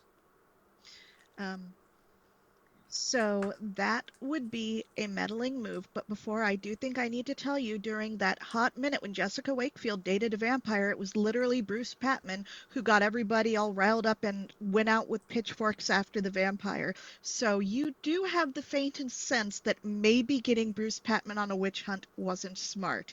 That said, roll a meddling move. And that was a true storyline from the books. So I also need Val to know while that's happening that the yogurt is burger flavored because you were absent for that moment, and I feel like you need to know. Yes. The yogurt? I would like to use my Frank Columbo. When I do something in the presence of elite society or a place occupied by the rich and famous, you find an additional clue even on a miss. and an additional void clue on a 12 plus. So I'll roll my. Okay. Is this? Yes, What because stat is this? well, for searching, you could argue any stat you wanted. Just give me a good enough justification and it's yours. I feel like she's so methodical. Like she knows she's already picked out what things she wants to look for. And so I'm going to use reason. Okay. That is a 14. I rolled double sixes. Oh my god! Wonderful. One moment. So that would be a void clue. I am going to have you roll one dice because I've got a handful that it could be and that are equally funny, and I'm going to use that to determine. I rolled a 6. Okay. Inside his bag, you find a bloody friendship bracelet, like the kind tween girls would make for each other at summer camp. And when you pick up this bloody friendship bracelet, it starts to bleed on your hand. You look up and look around, and all of the students you see in the cafeteria, their faces are bleeding, like from the top of their scalp, just going through. And they all just sort of tilt their heads and stare at you for a moment. And you blink, it's all gone. The stain on the friendship bracelet is dried blood. Okay. Awesome. Are you alright? Do I also get the additional void clue for using my power? So, that was clue number 1. For the second one, you find in his bag a test with a score of 37 on it. But what's kind of strange is that the name on the test isn't Bruce Patman's name. The name on the test is this bizarre squiggles, and as you look at it, you keep thinking you're almost seeing a name, but then the squiggles move and change on you. It's like reading in a dream. Eldritch test resolved. Great. Right into the bag. Just straight into the bag. Stand up. Go back to the table like nothing happened. I want to get a good grade in Eldritch, which is both reasonable to want and possible to achieve.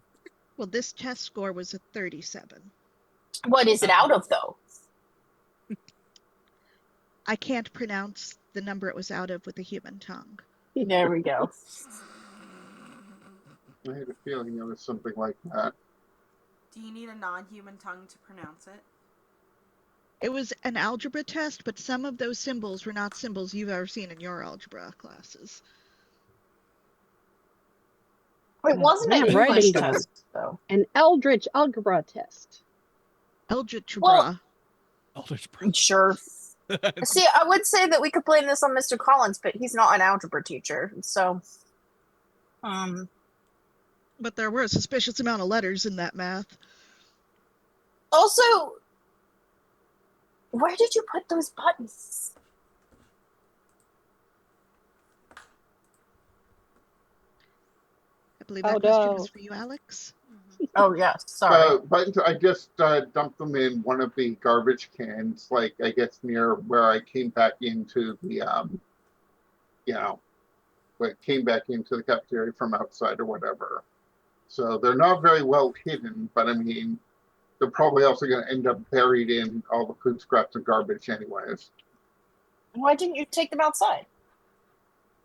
Well, I was going to, and that's the thing is there's, I found something else in the dumpster, and, well, at this point, actually, I'm gonna like reach in my bag, like grab a pencil and take one of the napkins and just write down Enid's body in dumpster, and then just kind of like slide it around the table so everybody can see it, but I don't say it out loud so I'm not heard.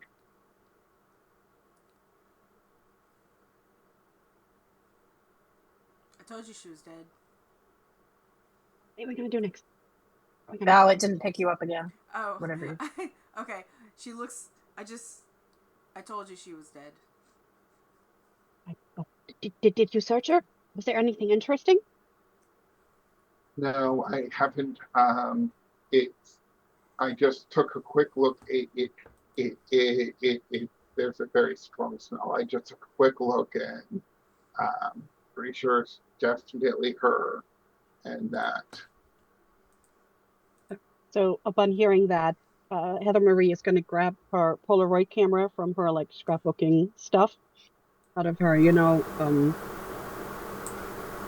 it's not really a cozy place, so it's, or her locker. It's just her Her cozy locker. Yeah, or her cozy messenger bag, basically. And she's like, all right, well, let's see if we can, take a picture of it before, somebody else finds the body. Yeah, I mean, gonna have to tell one of the teachers eventually, but yeah, we should get first look at that. So while this is happening, which of the teachers that work at this school is least likely to be a serial killer? Valley High, all of the teachers are perfectly normal here. Right. I mean, I've today become a drug dealer because one of them wanted to have a serious talk, which is very normal. So that checks out. Yep. The one least likely you'd say is probably your homeroom teacher, Ms. Swanson, would be the least likely. She was reading the book. What was that? Yeah, the one reading the book. Okay. Because maybe this is in the timeline before she became an actual serial killer attempted in a different book. So this is before that, so she's not likely. Great. Very comforting. I think, Georgie, as we start to move, I presume, towards the door, we're just going to say, maybe after we take a look, we can tell Miss Swanson and, let the adults, move her body out of the trash. Yeah. Handle the gross stuff. Yeah, I think that's a good idea. So, and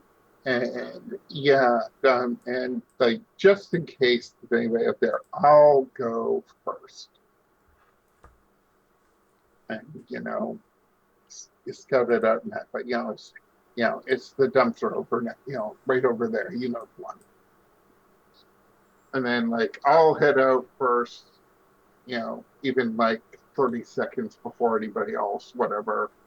And a nice brisk jog back towards the dumpster. The dumpster's undisturbed.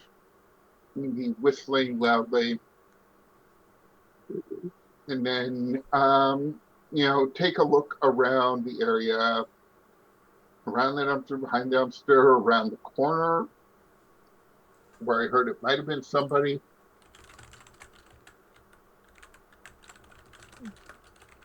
Okay. You don't hear anyone there right now. But do you look in the dumpster again? Well, I'm going to look around the area and make sure there's nobody around, and then look back in the dumpster. Okay, do you look around the corner of the wall where the dumpster is, or just around the immediate area? Oh, around the wall. I don't want to make sure you see the basketball team walking your way.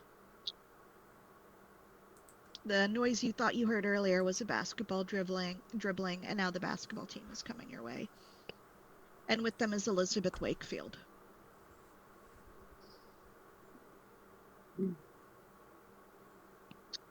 Is that the time when Heather is going to get there? Because it was about 30 seconds, right? That she said the whole basketball team and Elizabeth. Because Elizabeth is dating the star player on the basketball team, Todd. Whenever he's not cheating on her with Jessica, that is. Of course. And I'm just oh, hey, it's all you slowpokes. I swear you wouldn't even know a three-point line if it smacked you in the face. Todd looks like the star player looks like he wants to punch you, but Elizabeth touches his arm and is like, violence is bad, and that's a girl.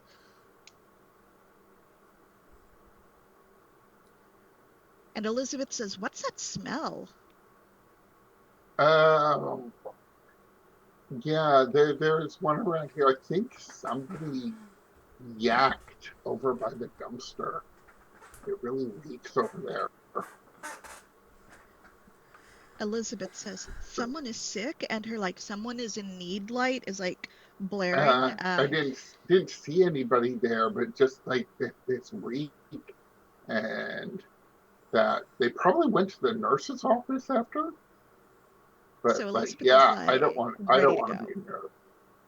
So Elizabeth turns to go straight to the nurse's office, but the basketball team, in order to convince them to go away, it will take a roll. So you can give me a presence roll and tell me how you're going to persuade them to go away.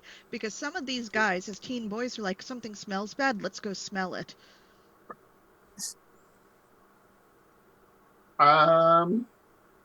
Horrifying. Or, Uh, show off. But you're very, very good at, physical it's shit. You could show like, off.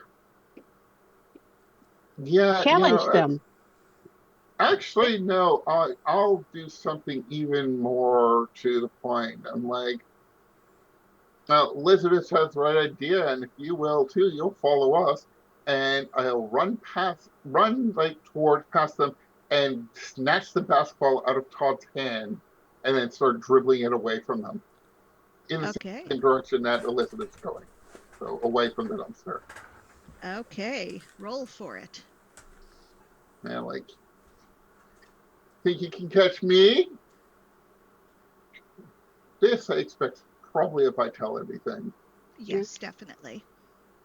Would that apply to Alex's Maven move? Let's take a look at what the Maven move is. I mean, is it considered a wild or daring physical Yes, feat? it is. Then absolutely. I will take a 12 on that then. Wonderful. So with the 12, like, they are convinced they have got to catch you, and they cannot catch you.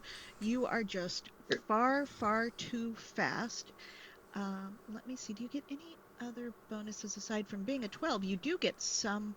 Yep, so this is your once per session. So pick an effect that you want to have that would have been beyond your wildest dreams, but it's coming true for Alex. And some kind of effect. Um, that, yeah, I'm running away. They can't even catch me. And then suddenly I'll turn around, throw the ball, bounces right off Todd's forehead, back to me, and throw it towards the hoop, because of course there's a basketball hoop out of the playground. And while they're all confused and all of that, ball goes in and I'm nowhere to be found. And you do it seamlessly. Yeah, If there had been a embarrassing talk. sports recruiter like there frequently is in Sweet Valley, then you'd be recruited. For the Harlem Globetrotters, but still. Yeah. Yeah, Okay. Todd is severely embarrassed. Not hurt, very embarrassed. In He front of takes the whole condition team. embarrassed. In front of the whole team. Okay. Yeah. So back at the dumpster party, you've gotten rid of the obstacle. Are you guys ready to check that dumpster again? Absolutely. Yes. No. And Heather wants to use her Polaroid camera to just, lift it up, snap a picture, and close it back so that she doesn't have to Okay. deal with the smell. So Heather does that, and the camera spits out the Polaroid photo. And as it comes out, rather than just developing normal, it starts to dry up and shrivel and get incredibly brittle. It is a void clue. Another Ooh. void clue. Okay, can we see anything on the Polaroid at all, or is it just all Yes, shriveled up? you see quite clearly Enid's dead body in a dumpster, but the Polaroid itself, it feels very brittle, like it'll crumble if you handle it too roughly. And if you were to look in there again, you'd realize that part of that is because Enid herself is very dry and brittle right now. This is not, though it smells like a fresh corpse that's been left in a dumpster all afternoon, it doesn't look like one that has. The decomposition is much older than what it should be. She's even slightly petrified. Yeah, and the look at the Polaroid. It completely did the same thing. This place is more than weird. It's more than strange. This is turning paranormal. Daisy will pull the friendship bracelet. I found this, and when I first picked it up, everyone looked like they had bloody heads and were staring at me. Something's really weird here. Something's wrong. Something is wrong. It is Burger Day is every day. Everybody is all woozy in the dang head, and all of this creepy stuff is happening. Okay. It is time to do magic. Okay, but can we do magic away from the smelly dumpster? Just in case the basketball players come back. Okay. Okay, and then she will follow wherever Sylvie's going. She was waiting to see where you were going because she was gonna do it right here, and you're the one that suggested to leave. I think Georgie is gonna try and like steer us around a corner to hopefully like some kind of courtyard area that is maybe slightly secluded and You not like in the middle. smoking corner. Yeah. When we have a smoking corner, Sylvie's gonna put her backpack down and open it up, and she's gonna pull out a cat. An actual live cat? Yes. You've been carrying a cat in there all day, and the cat has not made. Did it poop in there? Did it pee in there? This is not my cat. This is my guardian spirit, Reeves. The cat says meow meow meow. Okay, He and said guardian nice to spirits meet you. don't pee. Yeah. Okay, take a No, note. spirits do not urinate or eat or defecate. All right, that is very, very interesting. The cat purrs. I give it a nice little pet on the head. So, Okay. My guardian spirit and I will channel our magic into the rocks, and we shall spy on the people who have these rocks, including Elizabeth, who took my lotion, where I ground up rocks and put them inside of the lotion to help exfoliate. Obviously. Smart. Very, okay, very so smart. a I quick really hope I rock gave her- inventory. Yeah, Exfoliating. Yeah, I really hope that I gave her the exfoliating one and not the one with arsenic. But Man, would that simplify the rest of the Sweet Valley High universe? listen, you have to have a lot of arsenic in order to kill yourself. Sure. So let's do an inventory of how many rocks are out there, because Yes. Elizabeth has the rock lotion. Yes, the teacher has a rock. Mr. Collins has one. Yeah. George has a rock. George has one. And Robin Actually, has has it. two because Unless he's he- giving it to Robin right now. Okay.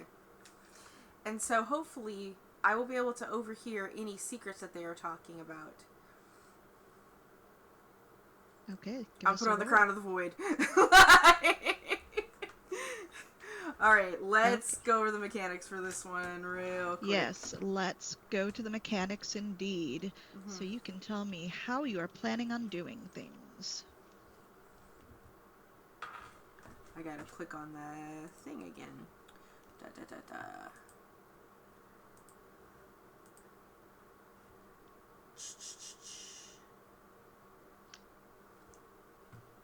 Imagine what your actions would look like as a move. Say what triggers the move and roll with sensitivity.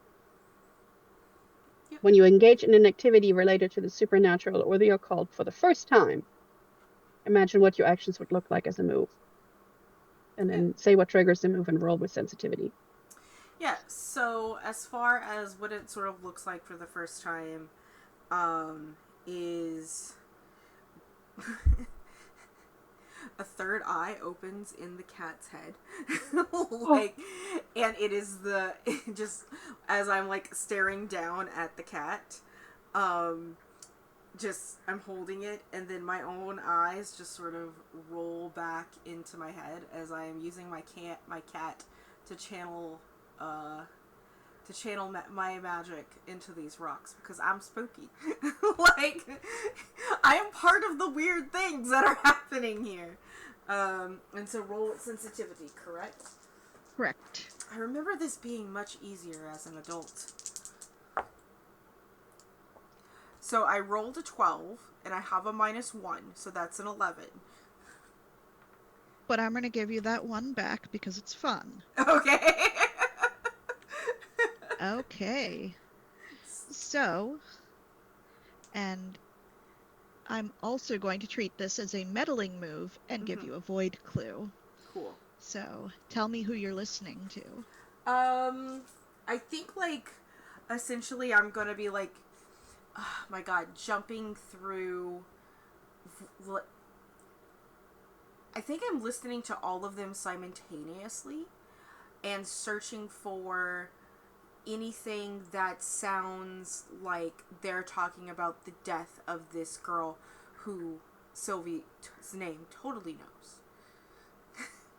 It's like, this is like that one time Amanda Delacourt, she just says out loud. Anyway. And just sort of like, and once like I hear like her name, I'm gonna like hone in onto it. So, your first thing you hear are George and Robin swearing undying love to each other, and anytime the conversation starts to get near Enid, it is immediately back to swearing love. Elizabeth, you hear her arguing with someone, but you cannot tell who she is arguing or what about. Mr. Collins has actually called his house and is listening to his answering machine recording, but you can't make out what it says. It's this low droning noise that makes it feel like your blood is itching if you listen to it too much, because this cursed answering machine message is your void clue.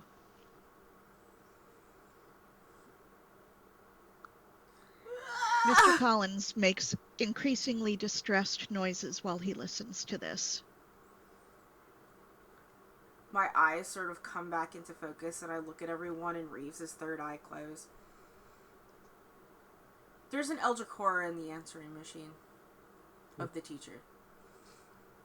I'm only guessing that it's an Eldritch horror and not a alien horror or a common horror or a lycanthrope horror. Because, I don't know. I'm just used to dealing with Eldritch horrors.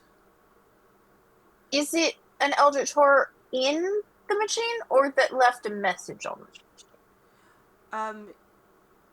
It left a message, but it could be inside the machine. It could be inside the phone lines. Like that. It could be inside. Like that Zir. Like that one movie, Phantoms. Is it influencing the teacher? Pipes.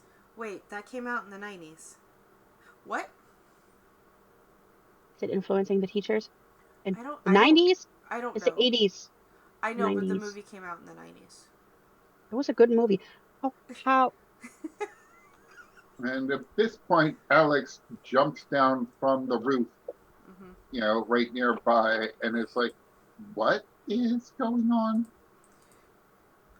We should go to the teacher's house. We're skipping class. We As you are probably saying, also go to like a teacher or somebody and tell them there's Enid in the dumpster. I think we should go talk to Miss Swanson and then go to Mr. Collins' house. I think you're right, Alex. A cafeteria worker is leaving the cafeteria right now with a tray of uneaten yogurts to throw away. Do you warn this cafeteria worker or not? I say, I'll throw those away for you, and I take them and very forcefully throw them into the dumpster where they belong. Yes. Because they're a crime against humanity. Afterwards, the cafeteria worker says, actually, I wonder if I should have given those to the food bank. The food bank, I say this with all sincerity, food bank does not want those yogurts. Yeah, no, they would have spoiled by the time they were able to deal with them. You open them and they're instantly bad. That's how quickly they go bad. And now poor Enid's Found corpse as is cruel and covered with it. unusual punishment. Cruel and unusual punishment. Okay, the cafeteria worker's like, well, okay, what you guys say? You guys are the high-flying kids, and I'm just here in a dead-end job.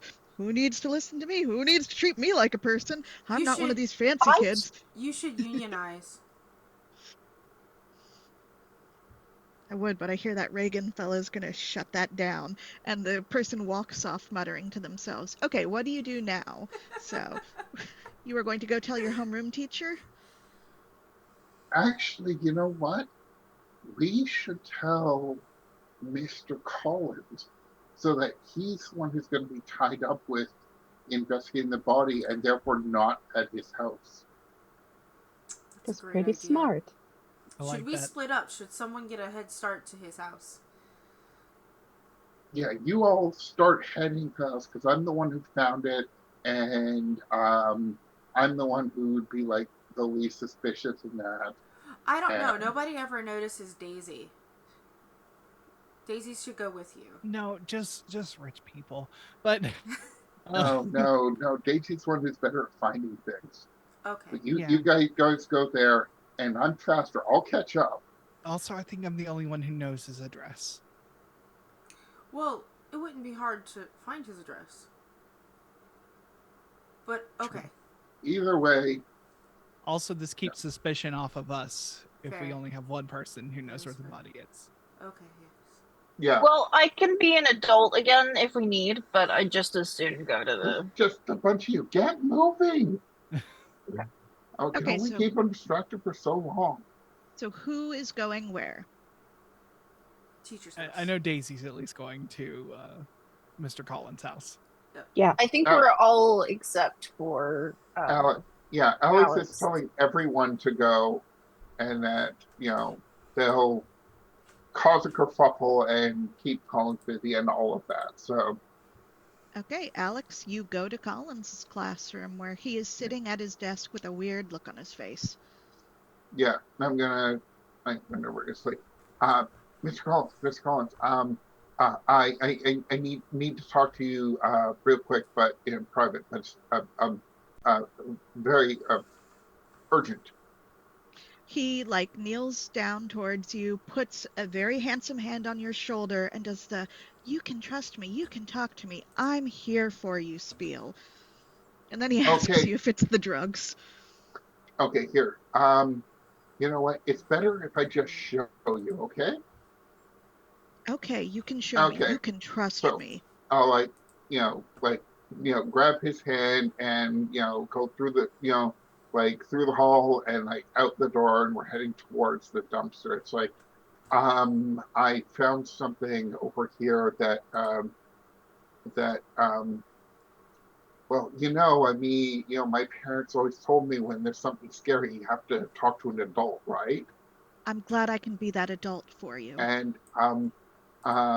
yeah, and so they're installing, I'm giving them as much time as I can, but ultimately I'm going to lead him over towards the dumpster and say, we were tossing out some yogurt from the cafeteria, or tossing out some yogurt from the cafeteria earlier, and I found something in the dumpster, and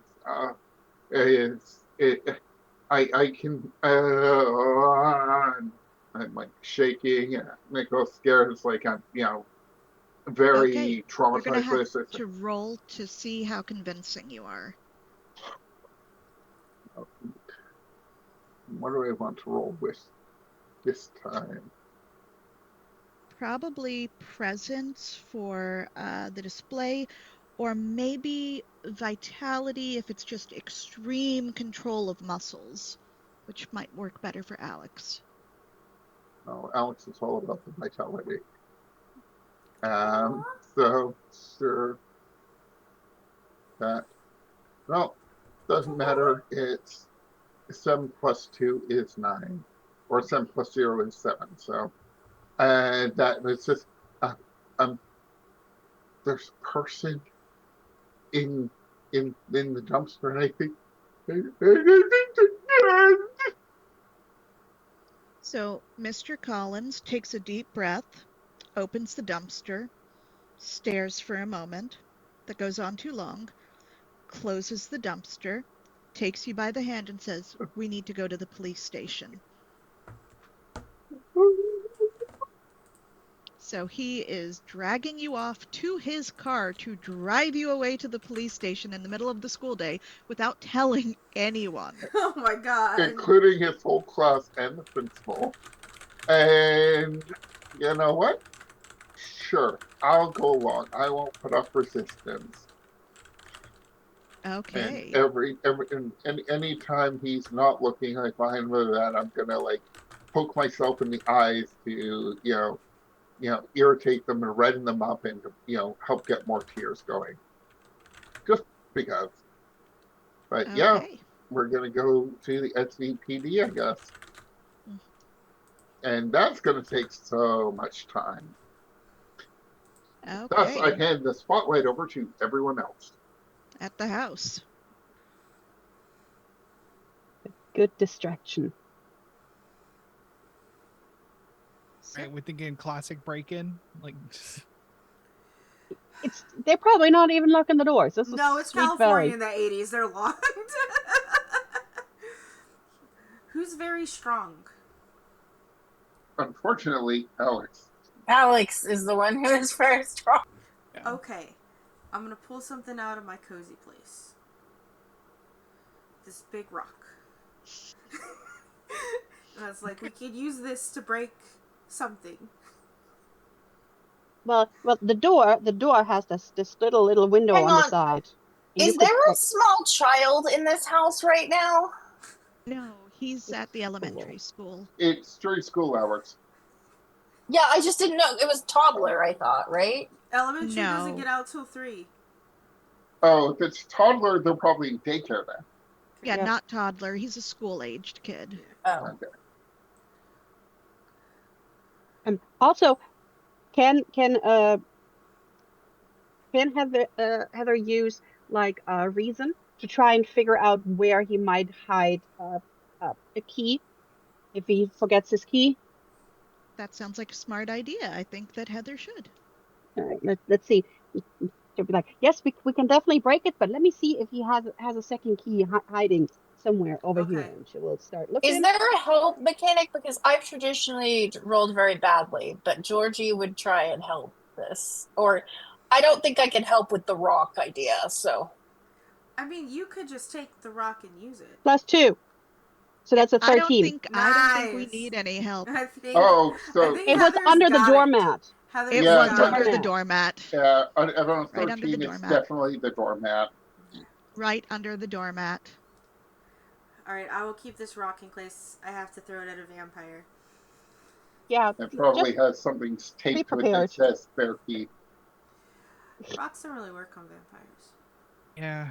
No, they really don't. And that's my current running theory, is that this is all vampire related. You think it's They've vampire been here related? before. You've I mean, you know a vampire? There was a vampire. I at one know. I point. thought it was horrible that they chased him off. I have a I friend know. that's a vampire. But he What was are you dating Jessica talking at the about? time. what is this town? It's Sweet Valley. that's how I feel every day. Can we just go check out this horrific Yeah, go ahead. Unlock the door. Let yourself in. yes, absolutely. Let's go inside. Yes, this is gonna go great. Mm-hmm. Let's go look for the eldritch horror in the answering machine and see if it influenced the teacher to hurt Enid. This rock is really heavy. Good. So as we enter, what do we see? It is a very normal middle-class Californian home. He definitely does not have the kind of wealth that the students do, but it is still very respectable. Perhaps a little nicer than it should be on a teacher's salary, but again, no Bruce Patman. The economy's weird. These people will vote for Reagan. It is a very tidy kept home. There are a few signs that yes, there is a child who lives here, but unless you poke into his son Teddy's room, it's very, very clean. And there's a swimming pool in the backyard and a guest bathroom with potpourri. Right. So she's just going to look for the answering machine. Okay. You would easily be able to find that next to the phone, and if you play the message, you will hear the low, droning, garbled noises, and it feels like your ears might start bleeding, so you might want to turn it off. Right. So we all listen to that for a second and then turn it back off. And then she'll look at Sylvie and be like, "So, this is that a message from the entity? Because I don't think the entity is in here. You don't think them in the... Okay. Because if it's in here, we're gonna smash this and see what happens. How about that?" Well, before that, I was seeing maybe Reeves could infect the phone lines and see if fact it was in there or not. Well, you know what? Yeah, what? Do that. Okay. Yes. Reeves, would you like to hack the phone system? Thank you. You're such a wonderful guardian. And I'm gonna use the move. Essentially, that is. The other one was flavor. This is like seriously my cat spiritualizing and going into the phone lines. So Georgie is just sitting down on the floor at this point. Like, the cat hisses, and the hiss sounds more and more like a dial-up modem until the cat shrinks so small that the phone flops over, and one of those little holes in the old-fashioned handset, the cat sort of swoops inside of. Okay. Cool. I gotta Very quickly, the cat is jumping back out, though. Okay. Reeves, what was it? Meow, meow, meow, meow, meow, and then a massive hiss and a very snarly growl. Okay, so out of characterly, do I know if it is in the phone lines or if it was just a message? The cat is not completely sure. Okay. The cat says all of the air tastes wrong and the electricity tastes wrong too, but it was not actively there while the cat was. All right. The cat also asks for a bath, even though this cat hates water. Poor baby. There is a swimming I pick up the pool out cat. back. I translate all of that to everyone else as they do not speak spirit cat. And very specifically Kate Sheath, because I'm a witch of the Celtic tradition. And I go and I take the bath, I take the cat and I just walk over to the sink and just like put him in the sink and like put water on him. You're a spirit. I don't know. Okay. Should we search like the basement and the attic or the shed and see if there's something going on that is infecting the house? Well, where do you want to start your search? I mean, already Sylvie's in the bathroom with the potpourri. Right. I'm actually in the kitchen, not the bathroom. I went to the kitchen sink. Kitchen sink. Oh, I thought you said bathroom a moment ago. Sorry. I might have, but I meant the kitchen. Sorry. Okay, kitchen. Okay, where are you searching? Are there basements in California? According to at least one Sweet Valley High book, yes. All right. Because I have none in Virginia, that's why I'm asking. All right, so yes, she would absolutely start in the basement with her Polaroid camera ready. See if she can catch anything that might vanish. I'm gonna try and go upstairs and try and look around upstairs. Okay, so we have one in the basement and one in the attic. Let's have both of you roll competing meddling moves. Ooh. Okay. Right. I'm going to go with reason, exists, but I'm going to do it anyways because it's fun. And because she's trying to figure out if there's any clues and where to look. So she's going to use her brains to look for stuff. Okay. All right. That is an 8. Okay. And what is our attic roll? It's +2, so it's a 9. I was so close to a 10. So close. And yet so far away. Okay. And Sylvie and Daisy, are you looking anywhere? Yeah, I'm not looking for anything. I'm not looking at anything specific. I'm just looking to see if there's anything else. Like, people are focused on things. I'm just looking around, seeing if there's anything else weird, maybe in the kids' room, just like peeking through bedrooms and stuff. Okay, go ahead and roll.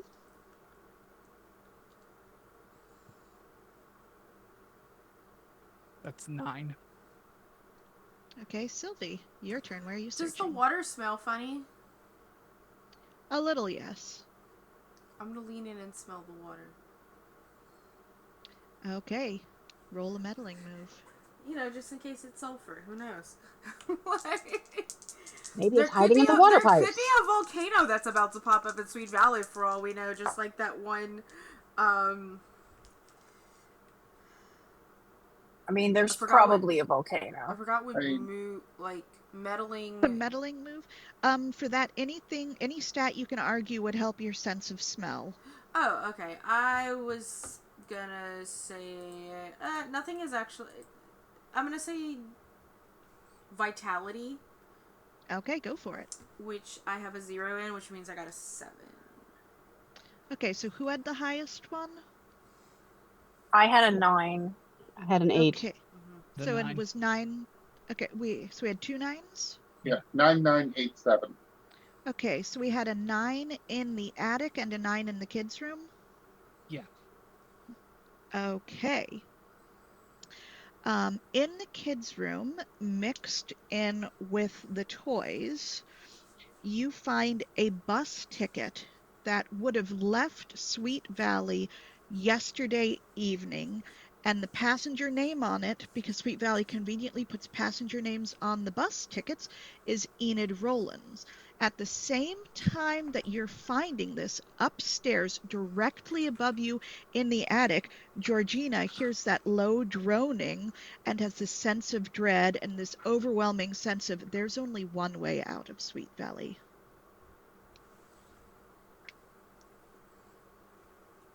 It is death?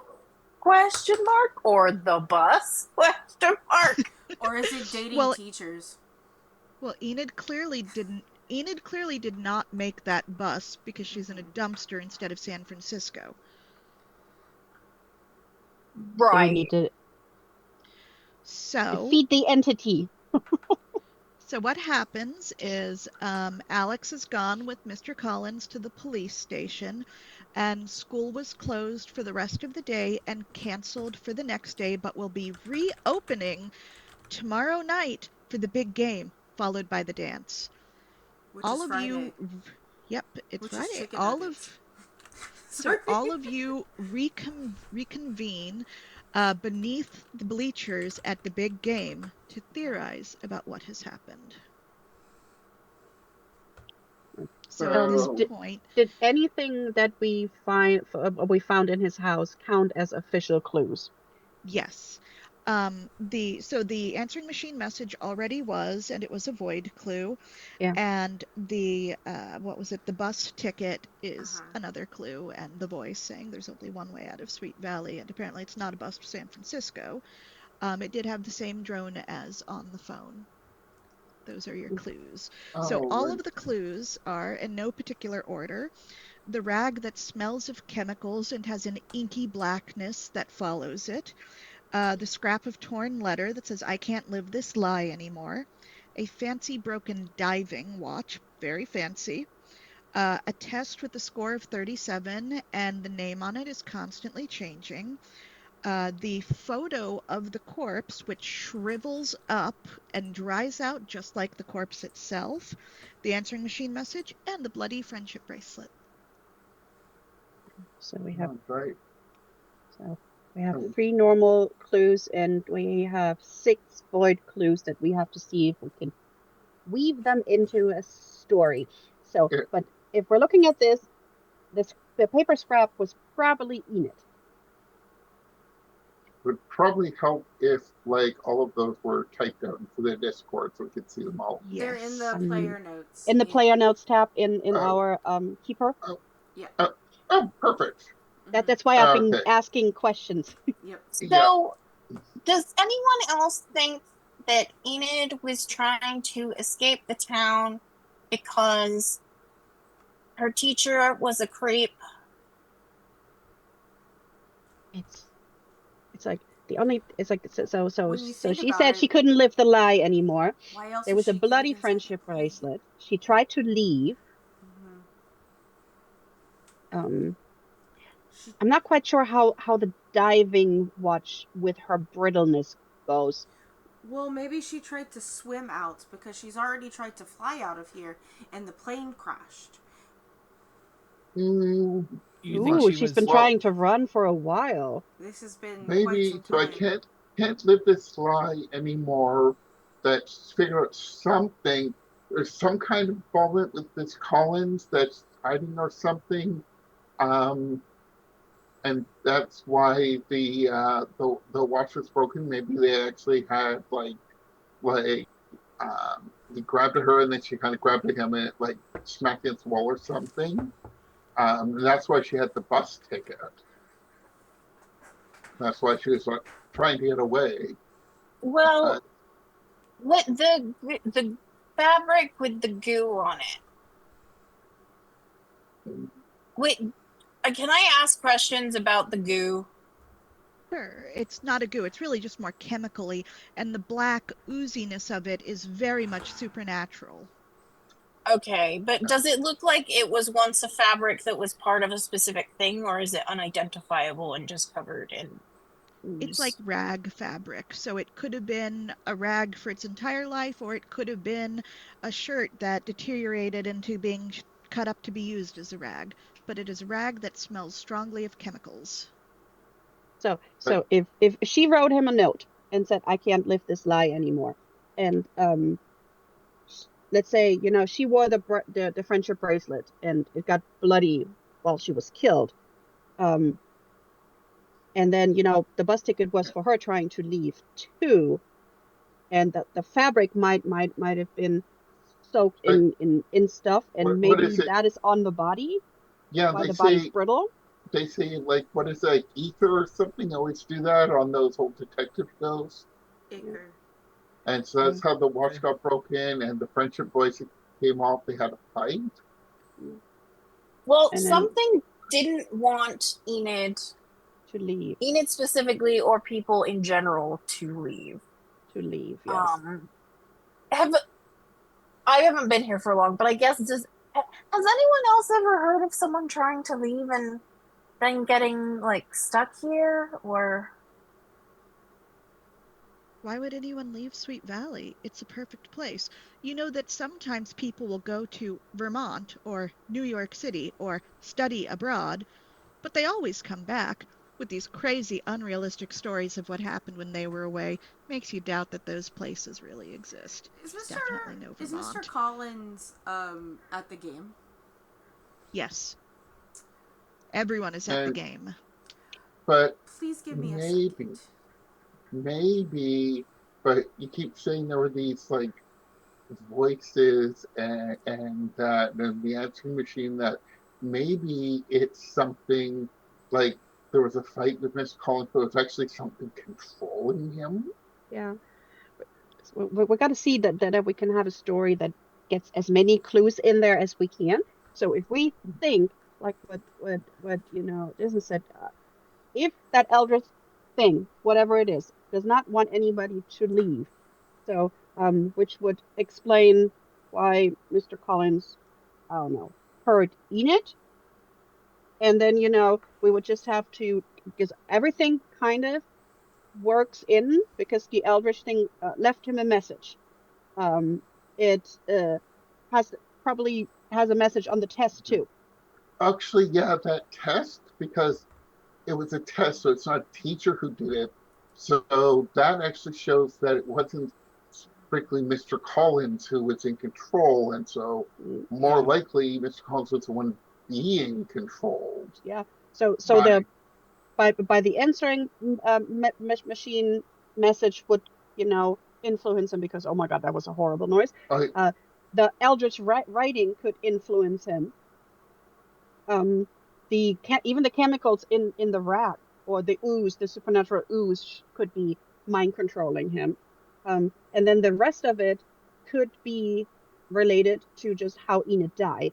And maybe the diving watch is just a red herring. That's just, maybe it's something he got from from a mistress that he wasn't supposed to have. But It then could be, or it could have we been just have to both in a see struggle. which is the Yeah. one way out. That's the only thing we have to figure out, how to include. All the other clues we kind of explained, but Well, why would the Eldritch person tell us one way out? Or is that Enid who is leaving us a message I mean, from where she it told died? me. It told me there is one way out, right? Yeah. What if that's I mean, Enid's the way spirit? that Enid got out is death. by dying. If something wants to keep us all here, the only way out would be dying.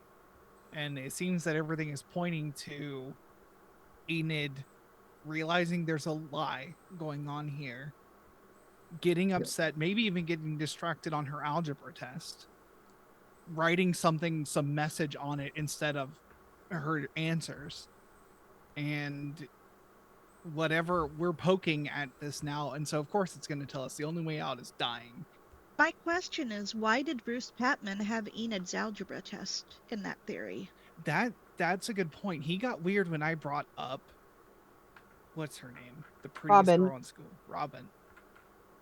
Now that's really interesting, because why would he be concerned about this other guy dumping Enid for Robin?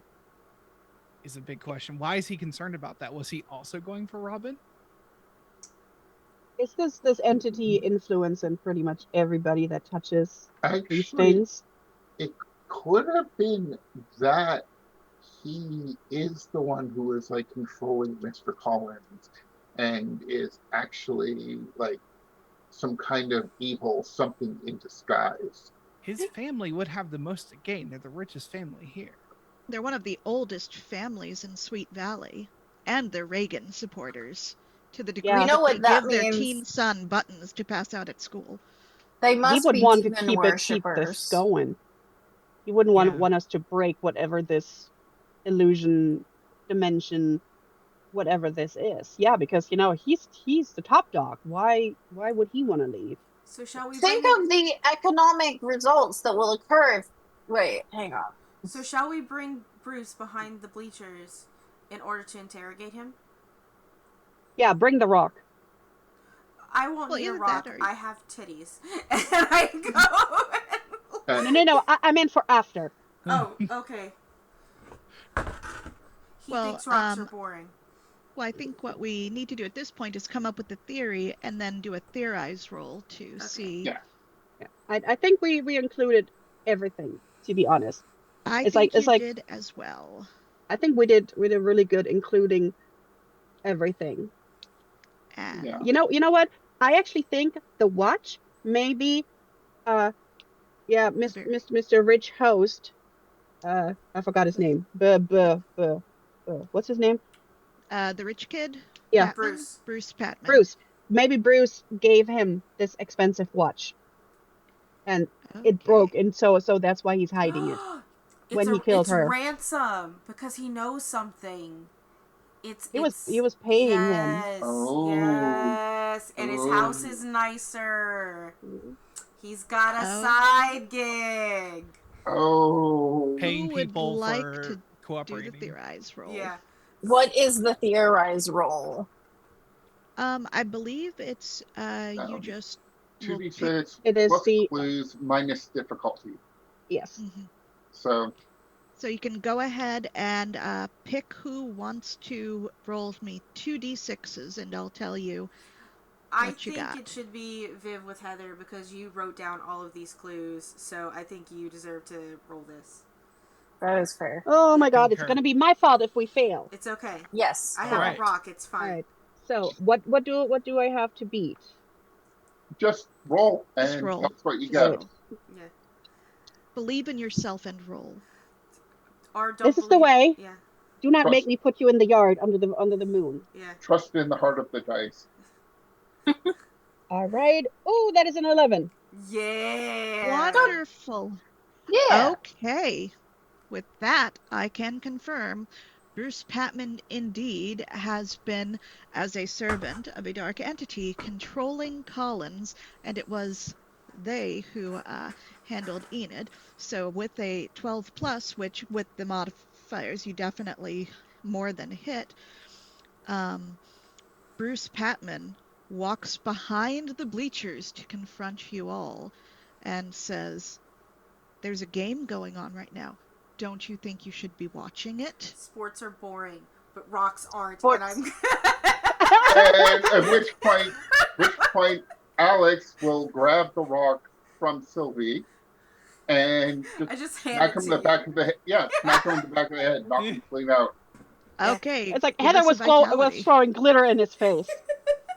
Okay, give us a vitality roll Do for it. hitting Bruce Patman in the head with a rock. Does he get the Also- advantage because he has the rock for me? She has a And has some rock. glitter in his eyes. Yeah. You know what? Sure, we'll give advantage for that. So yeah, roll give 3 and take the advantage. highest 2. I Somebody also Alex. want to say it impacts the numbers in no way whatsoever, but Georgie is very much in the. We had to take self defense in California high schools, and we had to do the Kia, get back. What do you want? Ha, ha, ha. And that is what Georgie is doing. It is Cool. functionally doing nothing. All right, So Jason. functionally Distracting. doing nothing, and there's pocket sand, glitter and that. But And I am actually pinned by a cat right now, so somebody else can roll for me. what is your Oh. plus on vitality? I'll just roll for you. +2. Okay. And advantage. An advantage is right. So Let's roll see. 3 and give the top 2. Yeah. Through the power of Peach. 14. Okay, so it is +2. Yep. So it's an 11. It's Yes. the other. I had a 1 on this one, so and a 6 and a 3 +2, so that's an 11. 9 plus 3. 9 plus 2 is 11. Good. Yeah. Okay, you nail him in the back of the head. He goes down hard, and all of his orifices start leaking salt water. I hate this town. Oh. Ew. So he smells. I cannot wait to get out of here. There's only one way out, though. I'll hand the rock back to Sylvie and then briefly bow and say, "Thank you for your service." You should To the double rock. tap. I hit him again with the rock. Sorry, you did. Do you double tap? Go for it. Go for it. Yeah, roll again. I'm gonna double. This is gonna be me just double tapping because he got hit in the back. I'm gonna hit him in the front of the face because you should always double tap. My vitality is 0, which would make it an 8. So an 8. Yeah.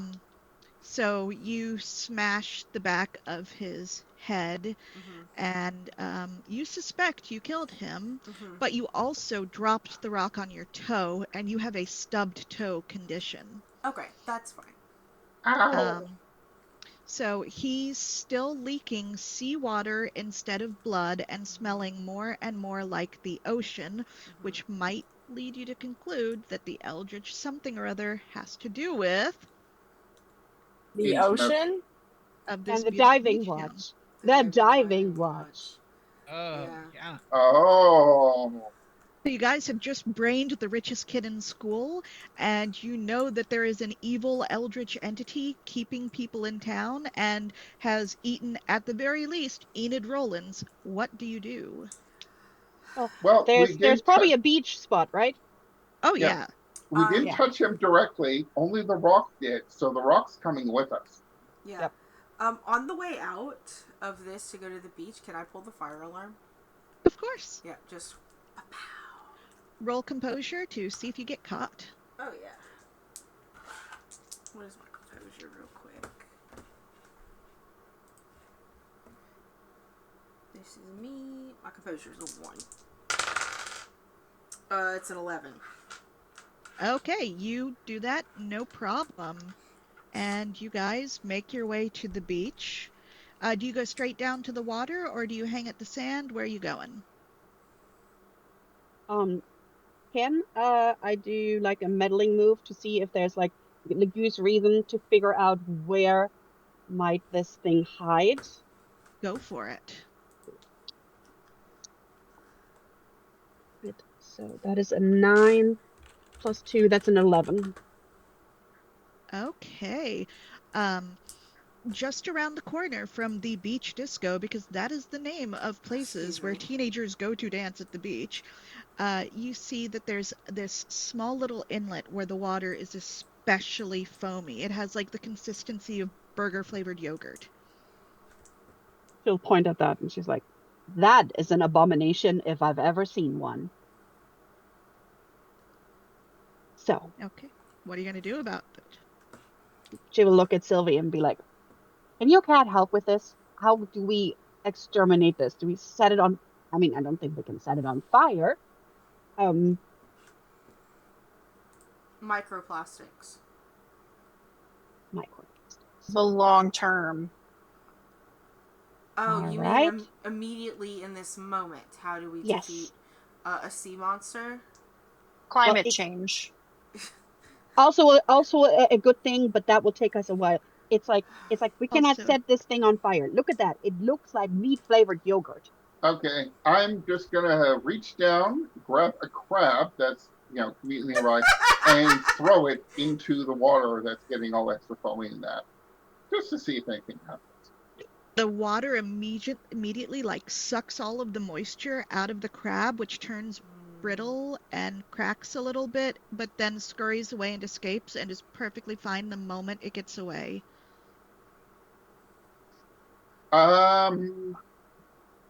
Don't go in the water, guys. But the big surfing contest is this weekend, you hear Caroline Pierce say in the distance. Caroline Pierce, there's a fire, run away! Okay, well, I have an idea at least for this little bit, but for now, I've still got the rock that we brained him with, and I'm gonna shot put it right into the middle of that water. My rock! Okay, give me a vitality roll, or have someone roll vitality for you, because we cannot disturb the beautiful kitty. I'll do it. Yeah. I'll do it. Okay. 6 plus 2 is 8. There That's almost the highest roll I've gotten this entire time. Everyone else is rolling 14. Okay. you go. Yeah. We can still put on So- crowns, by the way. Mm-hmm. Just saying. You Yeah. might want to, because the rock hits dead center with this loud smack, and foam splashes up everywhere, landing on any of you close to it, which frankly is all of you. Yeah. Oh hell no. So you might want to use a crown. I Well, actually, wait. This is a cut to commercial moment. Ooh. Where so if we cut to commercial, I will give a commercial prompt for one of you to do, Okay. and that will make it an automatic roll of 12 and save you from that terrible fate. was gonna say So I have paint thinner if worse comes to worse. Yeah, Well- we cut to commercial just as the water's splashing towards us. Mm-hmm. yes, okay, and I am going to roll a die to determine that one of you is doing a commercial for, yes, Love Struck Computer Dating. Teens are our specialty, a kiosk at the mall that does computer dating for teenagers, located only now in the Sweet Valley Mall, an actual business from one of the books. Who would like to do a commercial for it? I will do a commercial. I teach this game. We play a game called Commercial in my acting class. Nice. Okay. So the scene opens on a very sad-looking teenager. I really can't find anyone who really gets me, you know? And then an adult comes in wearing glasses and says, "Hello, I'm very important, and I'm here to tell you about Love Connections, the name of our product that I know and can Obstruct advertise. computer dating. Love Struck Computer Dating. Now in Sweet Valley. Have you been looking for the perfect man, or perfect woman, or perfect eldritch creature? Let me tell you, our database is full of eligible bachelors, bachelorettes, and other creatures who would just love to be your special someone. Valentine's Day is coming up in insert space for number of days here. It's the scrambled letters of the Eldritch Horror. Yes. So give him a call. Here's that teenager. Please take this number. Okay, I'll call them right now. And then it's dialing noises, and you hear, "Hello? Oh my goodness, you're perfect. And that's the end of the commercial. Okay, and so the rock hits, and it hits so hard that the splash goes straight up instead of out, and you hear this drone get suddenly cut off, and you get the sense that the creature is stunned. Not out of the fight, but stunned.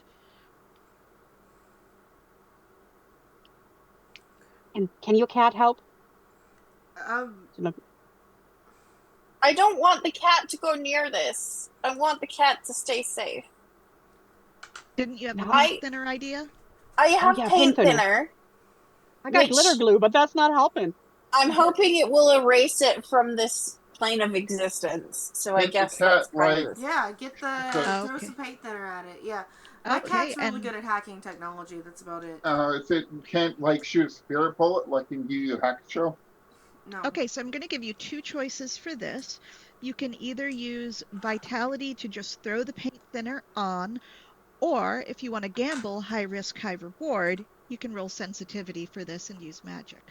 YOLO, let's be sensitive. Oh no, I lost my tab that had all of the answers to my questions. But it's going to be an advantage because she's using the paint thinner from a cozy place.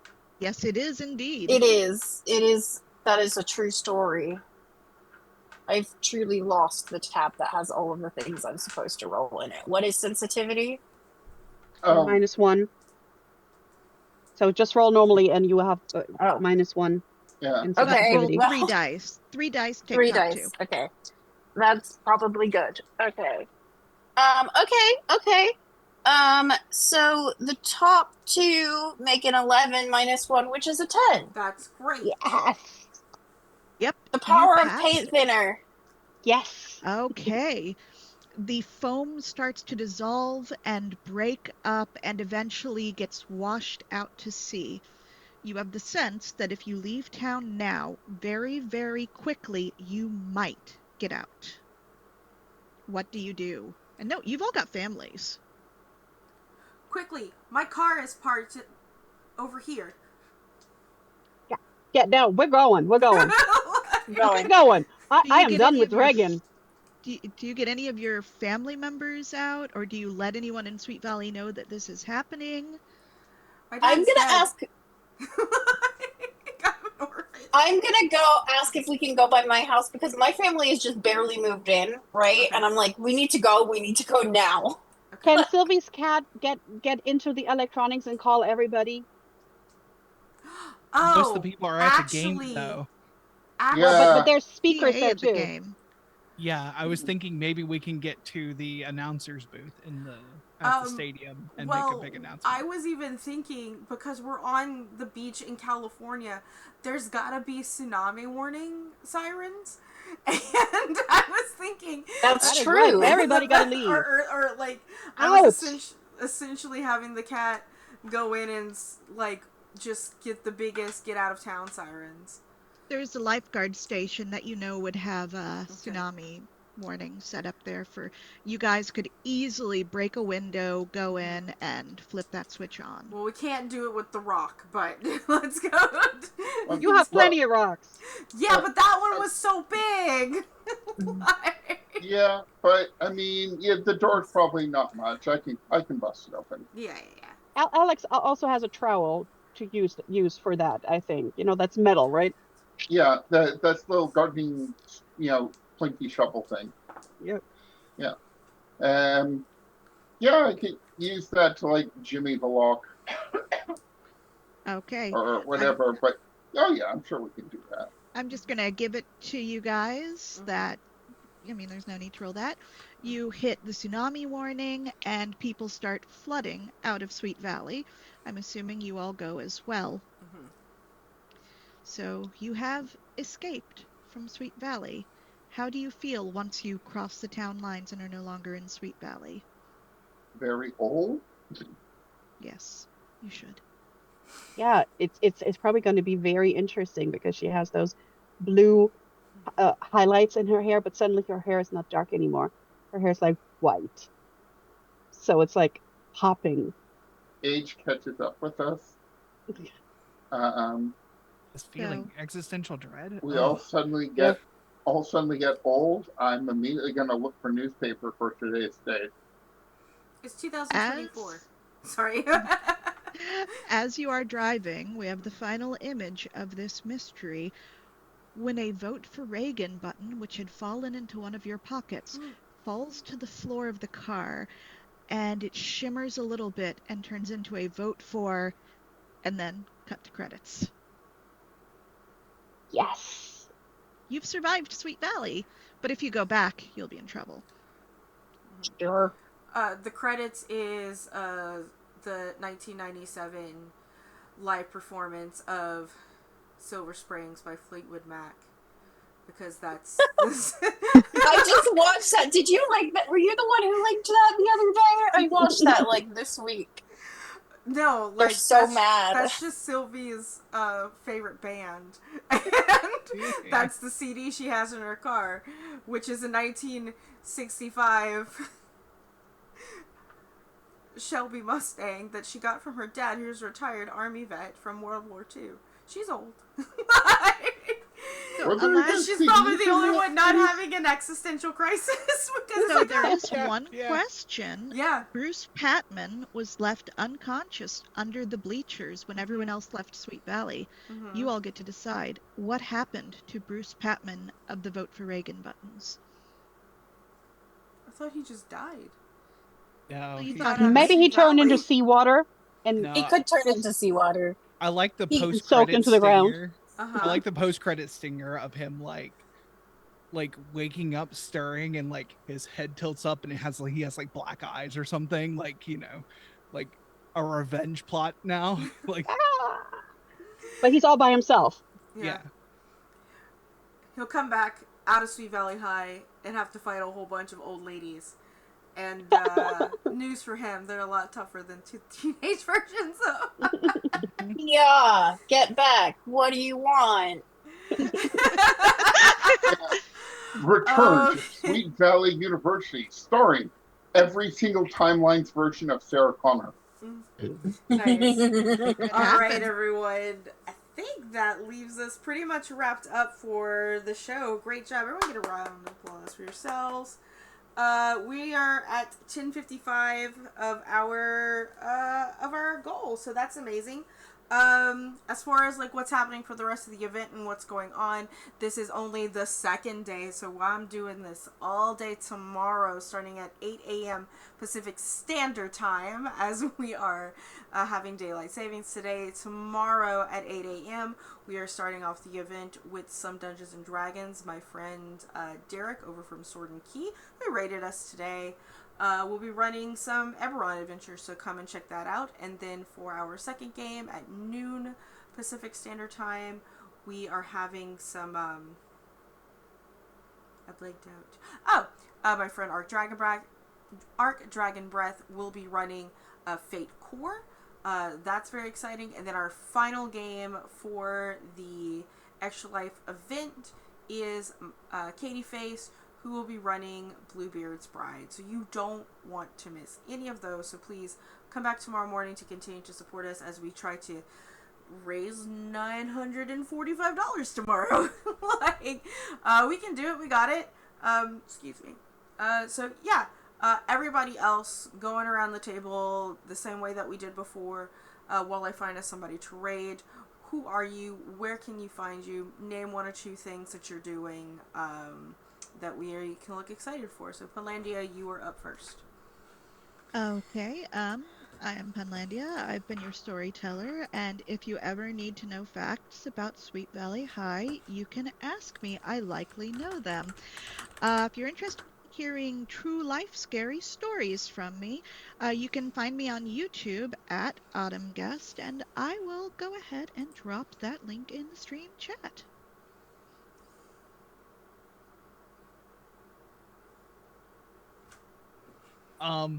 Hi, I'm Mal, aka Archangelic. I mostly do GMing for my channel, where we do actual play content, Lantern Light Adventures. You can follow us on Twitch. Tomorrow night at about this time, 7:30 Pacific Standard Time, we will be doing our D&D game, the Era of the Dragons. We are deep in it. We're session 40 something, so Like, come join us, hang out.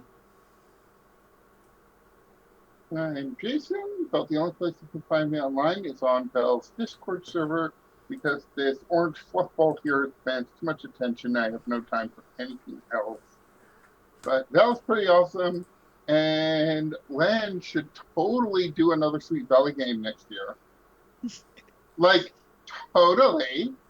Like, oh my god. Every year we get trapped in Sweet Valley High. Every year being junior year would be very Sweet Valley. But it's a different Yes. system every time. Yes. Oh. Same characters, different system every time. Every time. Yep.